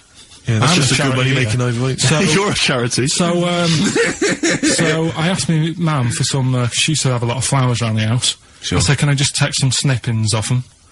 And, I'll go and buy some plastic cups. And, got some soil out of the garden, planted the bits of plants in them. Yeah. Got a tray. Yeah. Had about 25 plants on it, selling them for 25 pence each. Excellent. Still any? Yeah, so loads. Did you just cut, you didn't just cut them and stick them in the soil? Yeah, they want to survive. But I think people sort of thought, well, good on him for trying. But anyway, so I went round to theirs, because I thought their house could do with a bit of colour and stuff. Yeah. So it's a bit rough. So as I went... The horse went, thank God for that breakfast. They've been feeding me kitty cat. So I got up to the door, and they opened the door, and it was one of them houses where no carpet. Yeah, a horse in the living room. You know. We've all been there. And the horse was walking around the living room. I looked quite happy and everything, because I always say that about animals. Black Beauty was on. Yeah. Well, think about it, right? If you were a horse, where would you rather be? In a little wooden hut with a load of hay, or in like a house with a central heating, 3-piece suite and a telly and that? Telly and that. No, but I was saying this the other day. And an Atari, right? I was walking through London. Commodore 64 rubbish. Exactly. Walking through London with Suzanne, right? Yeah. And you know, like homeless people always have dogs. And she said, oh, I hope she looks after it. I said, that dog is happier than most dogs. Right. Because people always walk past and give it a pat on the head. Yeah. It's with its owner all the time. Yeah. It's out in the open, it's not locked up in a house. Yeah. It doesn't eat, but other than that... No, it does eat, though, they're always alright. So that's what I was saying, I think this horse was doing alright for itself. Do you know what I mean? Well, not many horses have got their own house. Exactly. For a start, yeah. But anyway, that's by the by. Yeah, so anyway, this family... It was a bit, what we were talking about, it was about cloning... Genetically modified kids and all that stuff, yeah. Right, now what I'm saying is, you could say, you know, right, Steve, you could have a baby, right? And Ricky could see it and say, God, I want one that looks like that. Yeah. Right? It could happen, Rick. So... Come on, work with him. So you take it to the doctors, and I don't know what they do, they inject it with something or whatever. Yep, that's how it's done. Yeah. And, get a little baby, and there it is, it looks the same. Now, the thing is, you separate, you both go off and do your own things. Yep. Right? Now, you look at Stephen, you look after your baby. Yeah. You treat it well, you give it good food and I'm a good dad. all the vitamins and stuff. Yeah. Ricky just gives it cheese. Right? So, then it changes its looks, it goes a bit fat. You know, it gets tired easily, and that sort of thing. Now, when this family... Why am I just feeding a baby cheese? Right, this family who had a horse in their house. Yeah. They had a little baby. And my mum went round and said, you're not going to believe this, but it's a beautiful looking baby. Right? Yeah. And I was like, well, you know. And the weird thing is, it was a good-looking kid. But as time went on, they didn't really look after it. And I'm not saying, like, abusing it, but it used to run around, it used to play out till, like, 10 at night. Yeah. It used to chase cars. Right. It was a bit... Did it have hooves? Yeah, no. Chase cars! Right. What sort of kid chases cars? Oh, God. Was it called Rover? Did it cut sticks? It's Liam, it was called, right? Right. Now, the weird thing is, it was a good-looking kid, but as time went on, and all that, like, not eating properly and its hair was all patchy... It's not Liam Gallagher, is it? And chasing cars and that, and it became an ugly kid. It's definitely Liam Gallagher. And that's what I'm saying, right? You can clone all you like, but at the end of the day, it's how you're brought up. Brilliant. Wow. Well, live. Wow. That was a hell of a point. Oh, God. But am I right? You're always right, Karl. I'm Ricky Gervais with me, Steve, and Karl. Karl, why have you got a headache? You got a headache? Just a bit stressful because the moves on this week. Oh, you're moving house? Oh, by the way, the XFM listeners came round to my house and bought the futon and table. Did they? Were they happy with it? Quite normal. They were well happy. Yeah. Couldn't believe the luck with it. What do you mean quite normal? What do you mean quite normal? Well, it's always a bit scared, isn't it, getting people round. I imagine they were scared. Well. And were they excited to see you? Could they, I mean, they were, you know, could you tell that they were pretty pleased to see you? No, I don't think so, I mean...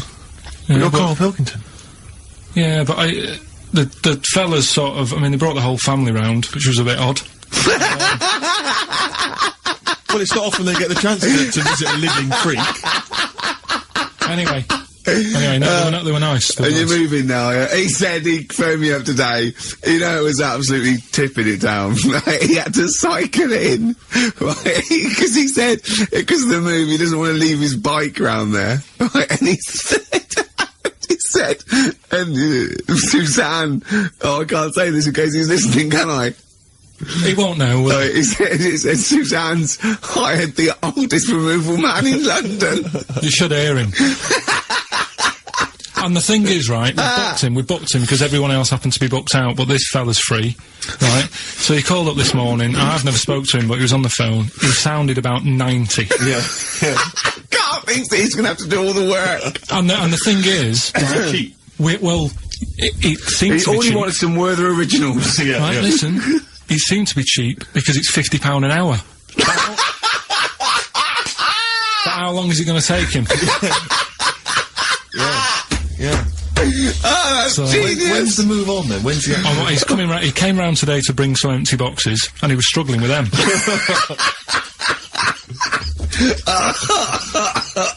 So it actually happens on Wednesday. Oh God. Anyway, I woke up this morning. Yeah, Feeling fine. it's not a blues song, and I turned my phone on, and it was from Karl, and it went, "Forget it, I've made my mind up." And I thought, Wow. what is that? And I phoned Forget him. it, I've made my mind. I went, "Karl, what is it?" He went, "Oh no, it's about the text I sent you last night." I went, "Well, what was it? I just got this text." He went, I was just wondering, I was thinking last night." He said, "Supposing you had to have your hands removed, Sure. right?" And the doctor said, "Well, you can either have them stay like that with stumps, or I can sew feet there. What would you have?" And I was bleary-eyed, and I went, "The stumps?" He went, "Yeah." I went, "All right?" He went, "Yeah." And then what was his follow-up text to that? And then I got the text, it was obviously before it, and it went, and it was like quite serious. What would you do if surgeon's not doing your hands? Would you have stumps or the feet, right? Now the way, when I said he's made his mind up, and I went, "The stumps," he went, "Yeah." I think secretly he decided on the feet, but was too embarrassed to tell me. There's a little bit of what would you do? Because But why did you think of this? Why did you think of this? Girlfriend's How did this away, come about? right? Yeah, no, that's not why you start thinking bizarre I'll tell surgery you now, devices. right? I'll let you into my little mind, right? Last night, I had some beans on toast, right? She was away, It's good already. She was away, she had some beans on toast, she went wild. Yeah. right? Now, I was stood up, I live on like on a high street, right? So I'm washing up, I'm looking out the window. First thing that had my attention is, I can look into other people's flats, right? Yeah. And it was weird how all these different lives were going on, I was watching them, and everybody had the telly on and was watching Volcano, right? Which was on last night. Right. And I thought, oh, that's weird, right? I can see them all watching it, and there was like a little Chinese lad who was dancing around in some underpants. And then there's a little old woman who lives downstairs who was reading a book, and she's always reading a book every night, and it's like, I have a better life than her. And then there's like some sort of bouncer who's always getting ready to go out late at night with all the black on. He looks like a bouncer. So I was watching all this life going on, I thought, Did you witness some murder while you were doing this? Yeah. It was like that sort of Sliver film where that bloke had loads of tellies watching people's lives.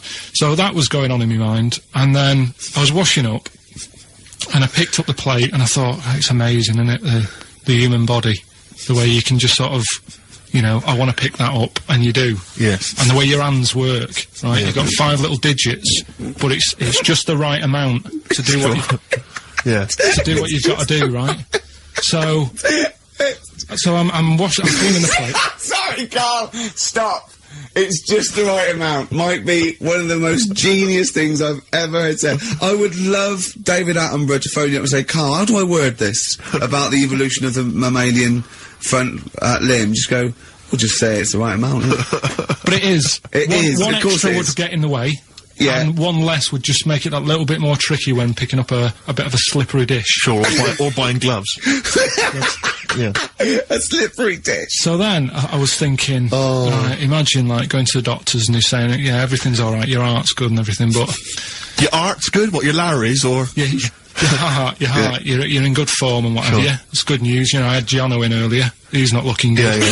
I had Fat Swallow. But you're alright, but your hands need to come off. Right. Blimey. That's bad. Like, I'd get a second opinion initially. But I better good news, I've got a nice pair of feet I can sort you out with. Yeah. And he puts them on, and then I was thinking, right, first of all, washing up, what would that be like? I thought, Steve. that'd be tricky. And then the second thing was, it'd probably ruin the sort of the shape of your jumper. Because you had to keep putting the feet through there. Yeah. And then I thought, but I could still cycle in. Okay. To work. You could run in. Well, that's the thing. You'd be really fast. Well, that's what I was thinking. I thought I could still cycle because I could balance, and then I thought, but the only thing is I probably couldn't pull the brakes. Because of the little short things. Yeah. And then, like you, I thought, but then again, you'd run in half the time. So that's what was going on in last night. Right. That's what I was thinking about. But did you How long did this take? Well, how long does it take to wash up? Right, because I imagine you just being there for, like, all night. Probably 25 minutes. How long did the little Chinese fella dance for in his pants? He's always doing it. Last night he was at it for, like, 10 minutes. Yeah. And his girlfriend never sits in the same room as him. She's always sat in the bedroom. She's going, you dance in pants again, I go in next door. Well, she was in the bedroom. She's always in the bedroom, sat on the floor, on the mobile phone. Right. All the time, yeah, it's weird how people's lives are just like, it is like that Groundhog Day thing. It's like, you know, he's jumping about in his underpants. The old woman's sat there reading a book. Yeah. And that's what got me thinking about my life. Do you think she ever Are you sure she's not dead? Every time you look down there, she's just flicking through it. She's just reading this book. The pages never turn. She never seems to finish it.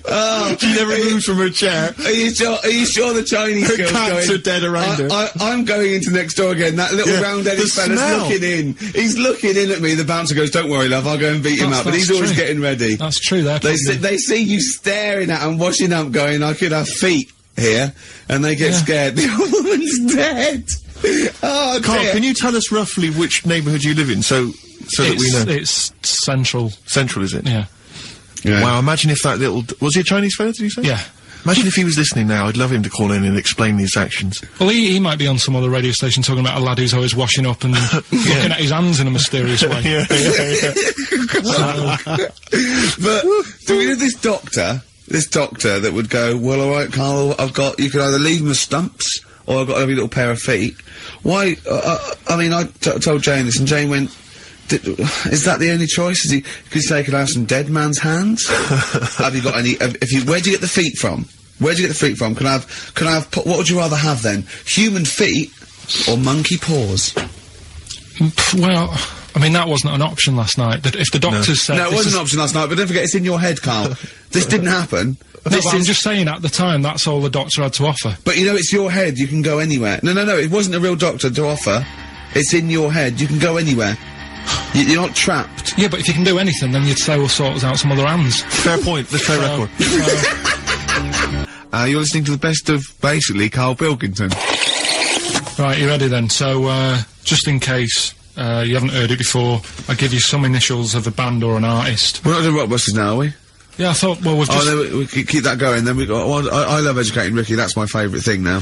Well, what do you want to do, Steve? I mean, let's hear the clues. It's just like he's sort of bigged up the prizes. And so this is only by email. Give the email address out now for people to write it down now, Karl. Right, it's ricky.gervais@xfm.co.uk. ricky.gervais@xfm.co.uk. Only entries on email. Yeah. You're gonna get 3 clues. You've got to get them all right. And you win all the You win all those prizes we just said. Okay, Karl, go on then. Right, and just a quick example, one of the first ones we did, it was like AK, and the clue was exploding pet. Yeah. And it was atomic kitten, right? Yeah. So you understand how it works now. These are your clues. The first one, that army has got some well-nice trenches. That army has got some well-nice trenches. Excellent. Yeah. And the initials there are DW. Do you write some of the questions for 15 to 1? Go on. So that army has got some similar phrasing. trenches, okay. Okay. The second one, what were the initials there, Karl, on that person? DW. DW. Yeah. Right, the second one, the top of them curtains are all wrecked. All the materials all worn. He acts it out, though. We've got to get him on telly. We have got to get him on telly, because his little face and his gestures... That's the second one, the initials being HV, okay? The top of those curtains are wrecked. All the materials all worn out, right? HV. And the final one, here's the final clue. I was in Texas the other week, right? I tripped and landed on my knees in a puddle. What's the initials? WH for that one. So I was in Texas, I tripped up, landed on my knees in a puddle. So that's WH. Incredible. You've got it! Is it great? It's fantastic! It's decimal. Okay, time during the record, Gervais, you're playing for these compilation albums. We got the Fatboy Slim DVD, Linda Green on VHS, and of course, Executive Decision, starring Kurt Russell as well. Okay, 104.9, Ricky Gervais, Steve Merchant. We're not actually here. It's the best of.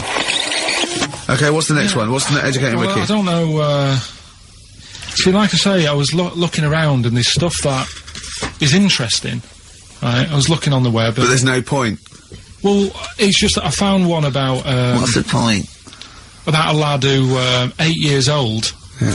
but he's still breastfed. Now, I don't know if you can get anything out of that. Is that what his mum said?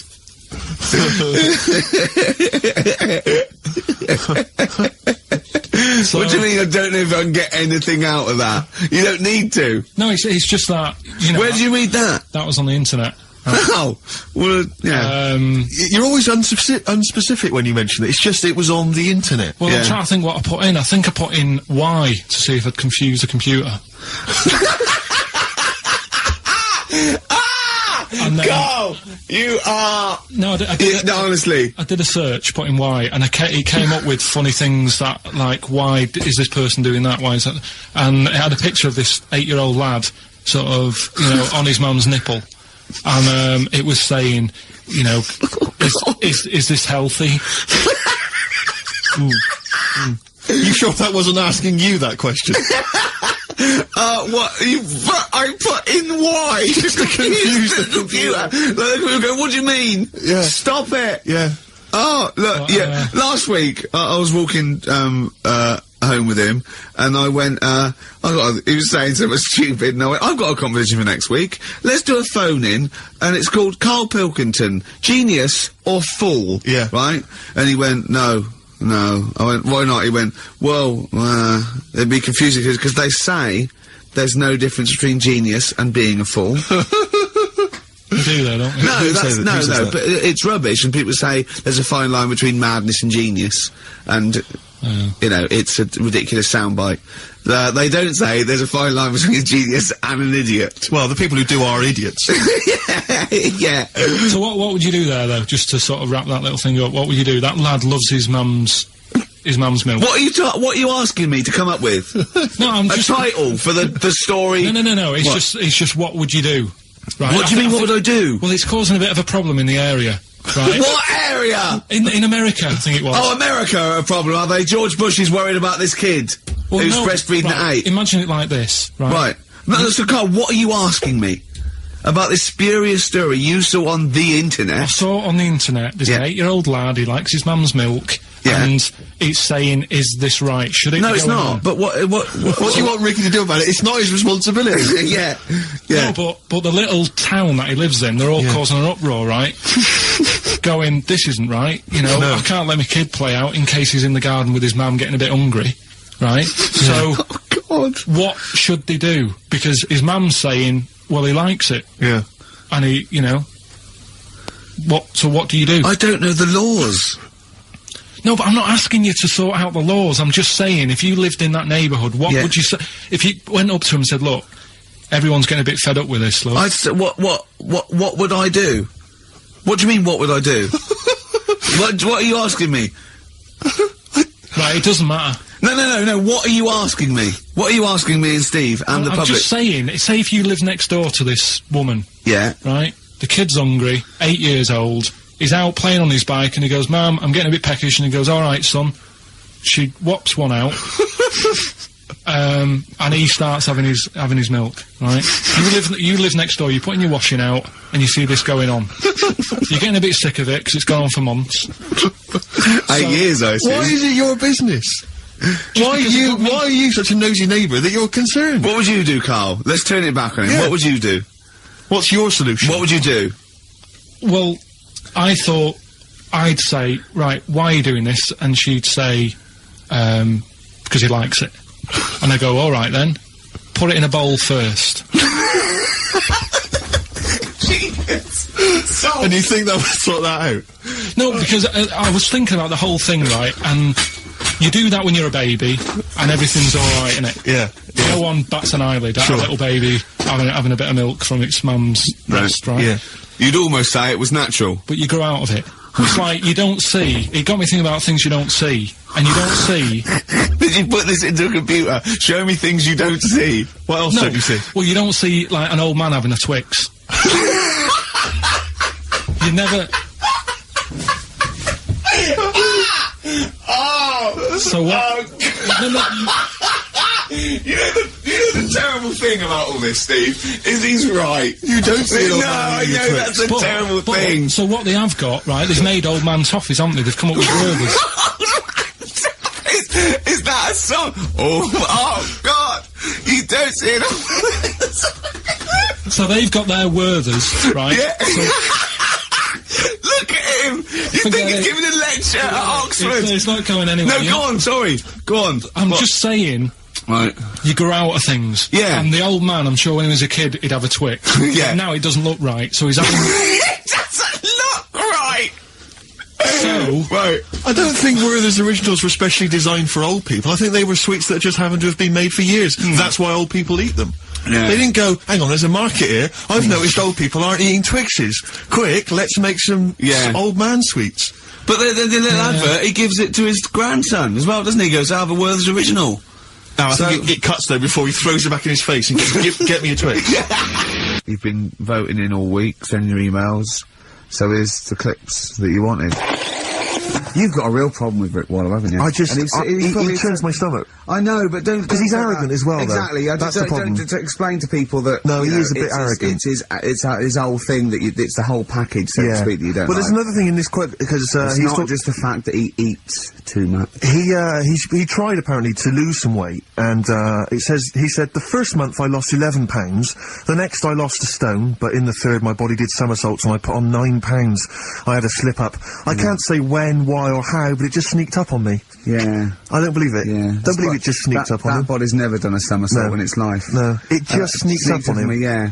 It was the cakes again. Yeah. It was the same old cakes as before. It was exactly the same thing. Sleep eating. Yeah. It's called. It was the KFC bucket again. It was the family-sized KFC bucket for breakfast. Dear. Poor man. The other thing is that I don't think that's a very good shock tactic for a doctor to tell a 20-something, well, to be honest, you've got 20 years to live. Yeah. That's not... and when I was 20, the thought of dying at 40 was fine. Yeah. I didn't want to live to 40. I just thought, what can you do when you're 40? Yeah. Just laying around doing nothing. Eating cheese.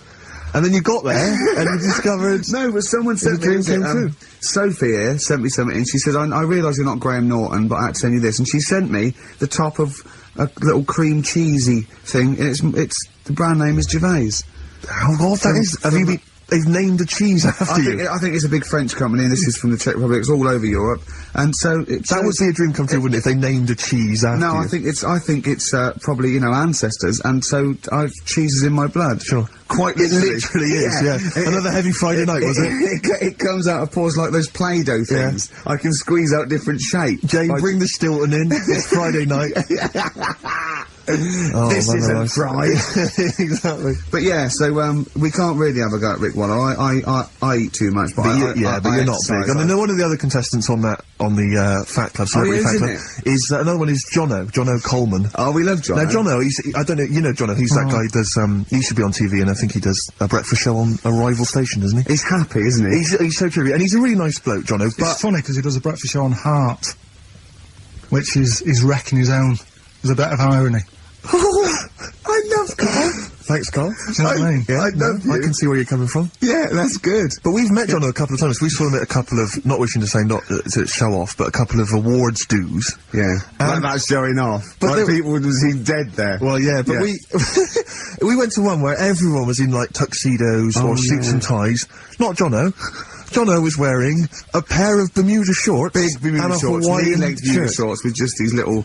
But I saw him again another time, and he had shorts on at a similar event, and I've seen him since in the street, and he's all. I'm wondering if he can wear trousers. I don't think he can actually wear trousers. I don't know if there's a medical reason for that.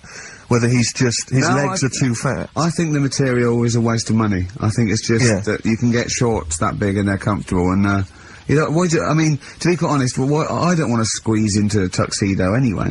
So if you can go, I'd love to turn up those things in Bermuda shorts. Well, of course. Flip-flops.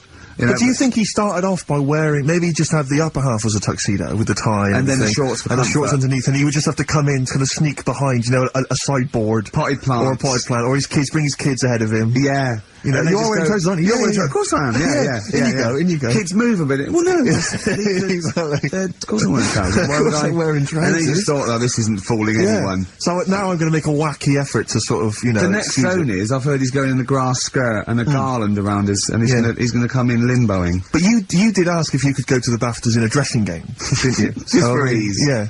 Yeah. But, right, is this talking about diets and stuff, right? Go on. They've come up with a drug that, they tested it out on a mouse, right? They said, you know, it's a problem that weight is a big issue in the world, and, you know, a lot of people are depressed, and that, probably like Rick Waller. Well, I'm depressed looking at Rick Waller. Well, you know. Oh. I mean, you could sort out Rick by, you know, Jono is an old man, he's got loads of money. He's not old. No, but he's getting on a bit, right? He's about no, but my hang on a age. minute. What I mean is he does his own shopping, right? So I bet it's Sorry. hard. What do you mean? Because he's like, how old is he? 35. Right, he's got loads of money, he does his own shopping, so when he goes to the supermarket and he passes, you know, the sponge cake section, it must be tough when you've got loads of money to burn, like you go, oh, just one more. Yeah. One more. So just sorry, we are getting close to libel here, I think. No, but I'm saying how it is, because I've tried, like, losing a little bit of weight. Have you? And it is difficult when you know, you're in Waitrose and you see a little chocolate muffin and you think, well, one more and I'll do without... Do you like a little chocolate muffin now and again? Yeah, right. Is that your favourite thing? So the thing is... Let him finish his point. So the thing is, right, now with Rick, he lives at home with his mum, so why doesn't his mum just say, I'm going to buy less this week, and if you eat it all, you're not getting any more? Yeah. That sort that Does he live A short, with his mum? sharp shot. I bet he does. I bet he does. So you don't actually know if this is true or not? No, but anyway, right, so this drug they've come up with... They've tested this on mice, haven't they? They've tested No, I'm worried if they haven't tested it on mice. Thank God for that. It's definitely been tested on mice. Definitely. They fed a mouse a load of cake, Yeah. right? And it went a little bit chubby, and he said, right, stop a minute. And then they gave it this drug that makes you lose weight. Yeah. And its weight went down, but the only bad side effect was its eyes were popping out. Well, that seems to be fine then. Let's give it to Jono. There doesn't seem to be any problem. Oh, Rick should get some of that. Yes, Struth, Doc, look at these. Oh, Jesus, Jono, your eyes are popping out. That happened to the mice. Sorry? That happened to the mice. But what do you mean? That's the option. What do you mean that's the option? So I love the fact that your choice is either be like a fat, happy man who has the odd sponge cake, or a stick man with eyes on stalks. I mean, Steve's chosen that. All right, calm down. I thought we were slagging off Rick Waller and fat people. Sorry, Let's mate. have a go at the fat people before we start on me, really. Yeah, no, I didn't. I forgot. I mean, it's like... Yeah. Because I got some issues, you know, body issues. I you know. But I mean, Rick Waller's grotesque, you know. Yeah, sorry about I'm just a little bit weird. I mean, do you know what I mean? Yeah, should we play a song? And Well, I'm just a little bit offended. Alright, XFM 104.9, Ricky Gervais, Steve Merchant, Karl Pilkington, not here. It's the best of. You've been voting in all week, sending your emails. So here's the clips that you wanted. So let's take us back a few steps, Karl. What's the story? Right, so I did some research. Right. Let's just recap again. There was a guy you read about who had his head chopped off. He was guillotined. Yeah. He had said to the people around him, Count I am blinks. going to blink once I've had my head cut off to So show the brain that life, can still... or the brain Yeah. can continue to work after Yeah. death. Okay, so yeah, we queried that. So you weren't having any of it? Well, no, possibly for a few seconds, till the oxygen stops being fed to the cells because the blood has drained away. But, you know, nothing spectacular. So Right, go on. well, along the similar sort of lines, right? This is quite a few years ago. This fella sort of upset the royal family doing something, right? So they said that this isn't good. Wasn't Ben Elton at that Jubilee thing, was I it? can't remember what it was, and they said, right, That was terrible. we're gonna cut your head off. You know, you gotta show people that you can't be doing what you've been doing. What was this, the 1970s? What you said a couple of years ago, you mean maybe sort of... Was it the olden days when the phones weren't very good? Ages ago. Yeah. Ages ago, sure. So yeah, fair enough. Yeah. So Very philosophical. Yeah, imagine that, or he was near Cut your head off. This Yeah, was fair enough. literally ages ago. Yeah, exactly. Yeah, go Simon on. Sharma's History of Britain. Yeah. Oh, and even before that, which is yonks before, when it was all mental and different. Sorry, Karl, go on. So he's having his head cut off, and he's resigned to it. it's the day before. He's kind of got it into his head now that I'm not going to have my head much longer. Sure. So he said, let's make use of this. Yeah. He said, I wonder how long, like, the body can stay alive without the head on it, right? So they were like, oh, I don't know. So, Who were? So... The jailers? Whoever he was asking. These jailers with one eye. Yeah. Get up, cunt. So he said, No, wait a minute, I've got an interesting scientific experiment, jailer. Well, fair enough. What is it? So, he said, what I want to do, right, he said, you know, surely it's my last right, you know, I'm gonna be dead tomorrow. Sure. So, let's do a He didn't test. draw it out this long, did he? Yeah, he said, let's test this out, you know, he said, do us a favour. He said, you know, it's my last day, what I want you to do is, you're gonna cut my head off, let's put a white line on the floor. Right. And see if, you know, because there's no point asking how far he can sort of walk without an head if there isn't a line, because you don't know what to count. Do you know what I mean? If it's just, if he loses his head and he's running around all over the place, you can't really count That's that. not impressive enough, yeah. So they said, let's make a white line. Sure. Yeah. Who said this? He did or they did? I think they started to join in with him and saying, well, let's make this a... you know. You guess it. Go on. So, They got Norris McWhirter, is that? The Guinness people. Oh. Yeah. so they said, let's get this white line. Yeah. And, Dedication's all he needs. we'll do this tomorrow. And he said, alright, I'll see you in the morning. I'll see you in the morning. Night, night, sleep tight. Bye-bye. I love the fact that Karl knows exactly what was said. Yeah. Oh, that's beautiful. Yeah. He doesn't know the story or what order it is in or when But it he was. knows exactly what or was who said. says what, but he knows the interviews. Alright then, see you in the morning. Bye, little kissy, kissy, kissy. Oh, I'm not like that. Oh, you joker. Don't let the bed bugs bite. Yeah, anyway. So he gets up. Do you want a paper tomorrow? No, I'm alright. Go on. He gets up and they say, right, you know, today's the day and that. And he said, well, you know, I've got used to the idea. So here's a white line for you. Got used to the idea. Go on. So they go, right, you ready then? And he said, I go on. And they cut his head off. And the body walked 32 steps without a head. Wow. 32 steps. Incredible. And that's the lesson, really. Did it get as far as it walked along the white line, did it? Yeah, it stayed along the white line, did 32 steps, and then started to stumble a bit, and it just fell over. Yeah. But, you know, it was a test that your body can still keep alive for a little bit. Yeah. When you've lost your head. Absolute twaddle. Absolute twaddle. What do you reckon you can do then without an head? How many steps? Nothing. There'd be muscular spasm, right? Yeah. It would twitch a bit. It would, yeah. You could not distinctly take 32 steps. The body could... Well, don't... Yeah. It's the doctor still on the line. Yeah. The fellow that bought 6 parrots. Yeah. And, you know, you could have got 32 steps. Right, so you don't beheaded believe man that? doing a bit of line dancing. Right, you don't believe that for something that you do believe that a cockroach can live a week without an head. It can. Slightly different kettle of fish there. Why? Wow, insect to human is what I'm thinking. Yeah, that well, difference. There's not that much difference in Well, of course some there insects. Do you know that a snake has a heart and lungs and kidneys and stuff? Go on. No, well, I'm just saying. So? You're making out as if, like, they're a totally different, like... Species. I am making out. I mean, call me old-fashioned. Do you know what you're talking about? I don't want you embarrassing yourself, Rick. Yeah, I am suggesting they're totally different beings. Yeah, that is. Yeah.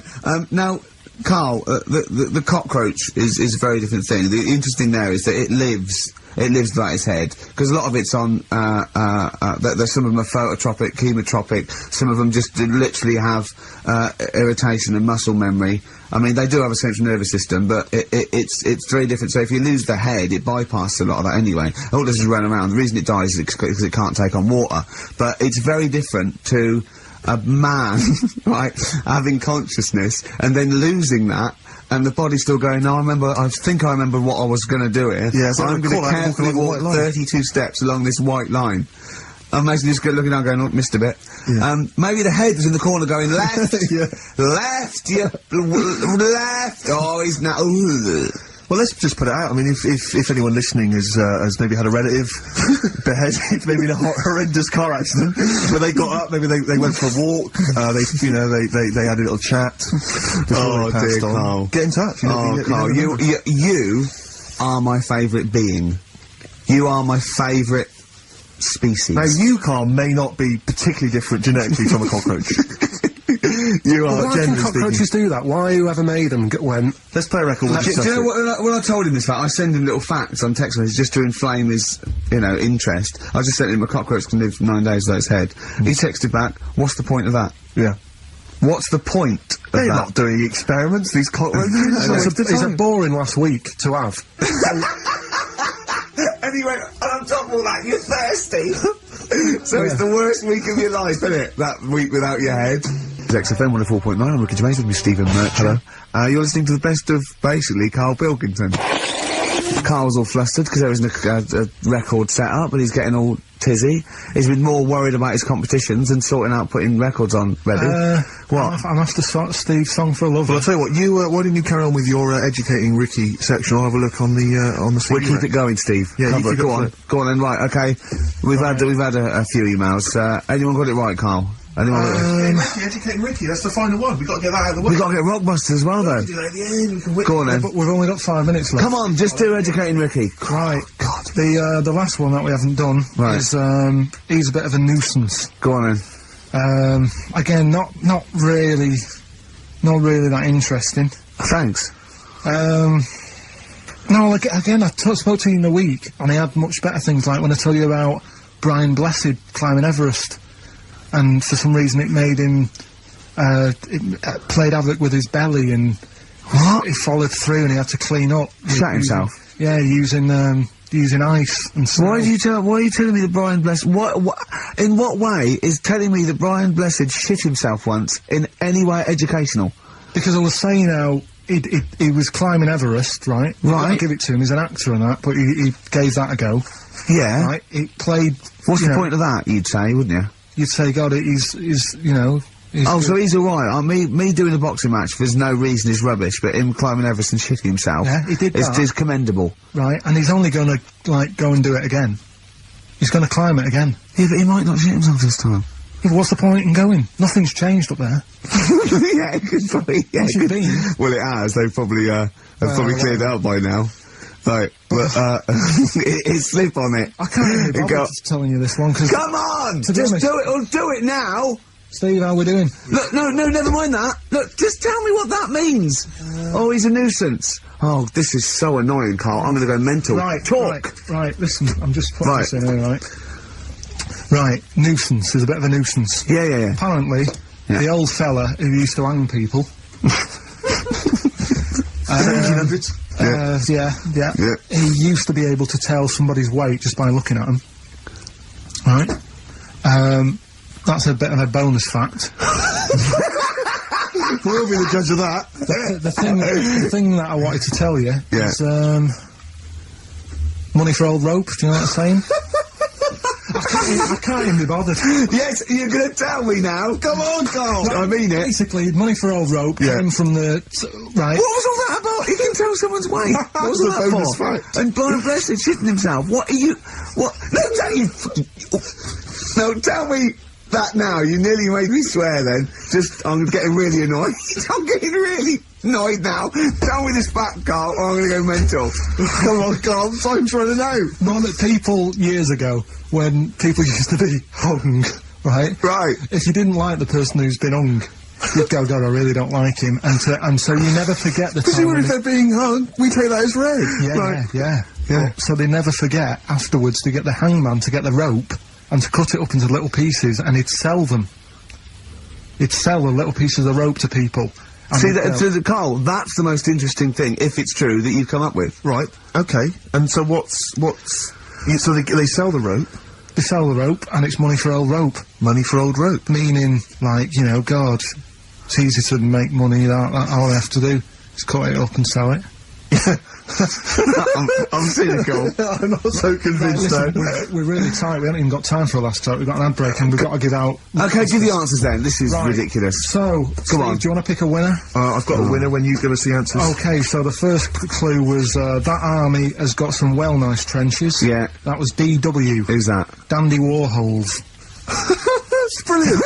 That's brilliant. That's good, yeah. The second one, the top of them curtains are wrecked, all the material is worn. HV, that's Holly Valance.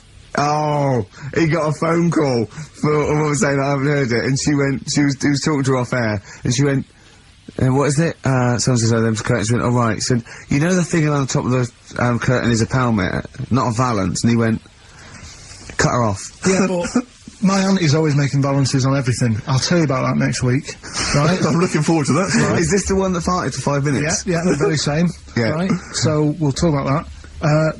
I was in Texas, I tripped up, I landed on my knees in a puddle, WH, wet knee Houston, right? Wet knee Houston. Yeah. So, you're a maniac. So, who's a winner? We've got Pete, Catherine and Laura in Newcastle upon Tyne. They're listening online, I assume, and they're on Sky Digital. There's great pictures, and remember, they got loads of stuff. They got the DVD here, they got Linda Green, they got Stone Roses, they got another compilation, and Executive Decision. What did you read about Brian Blessed? Is it actually true, or have you lied with someone else? It was an interview with him in it. And what did he say?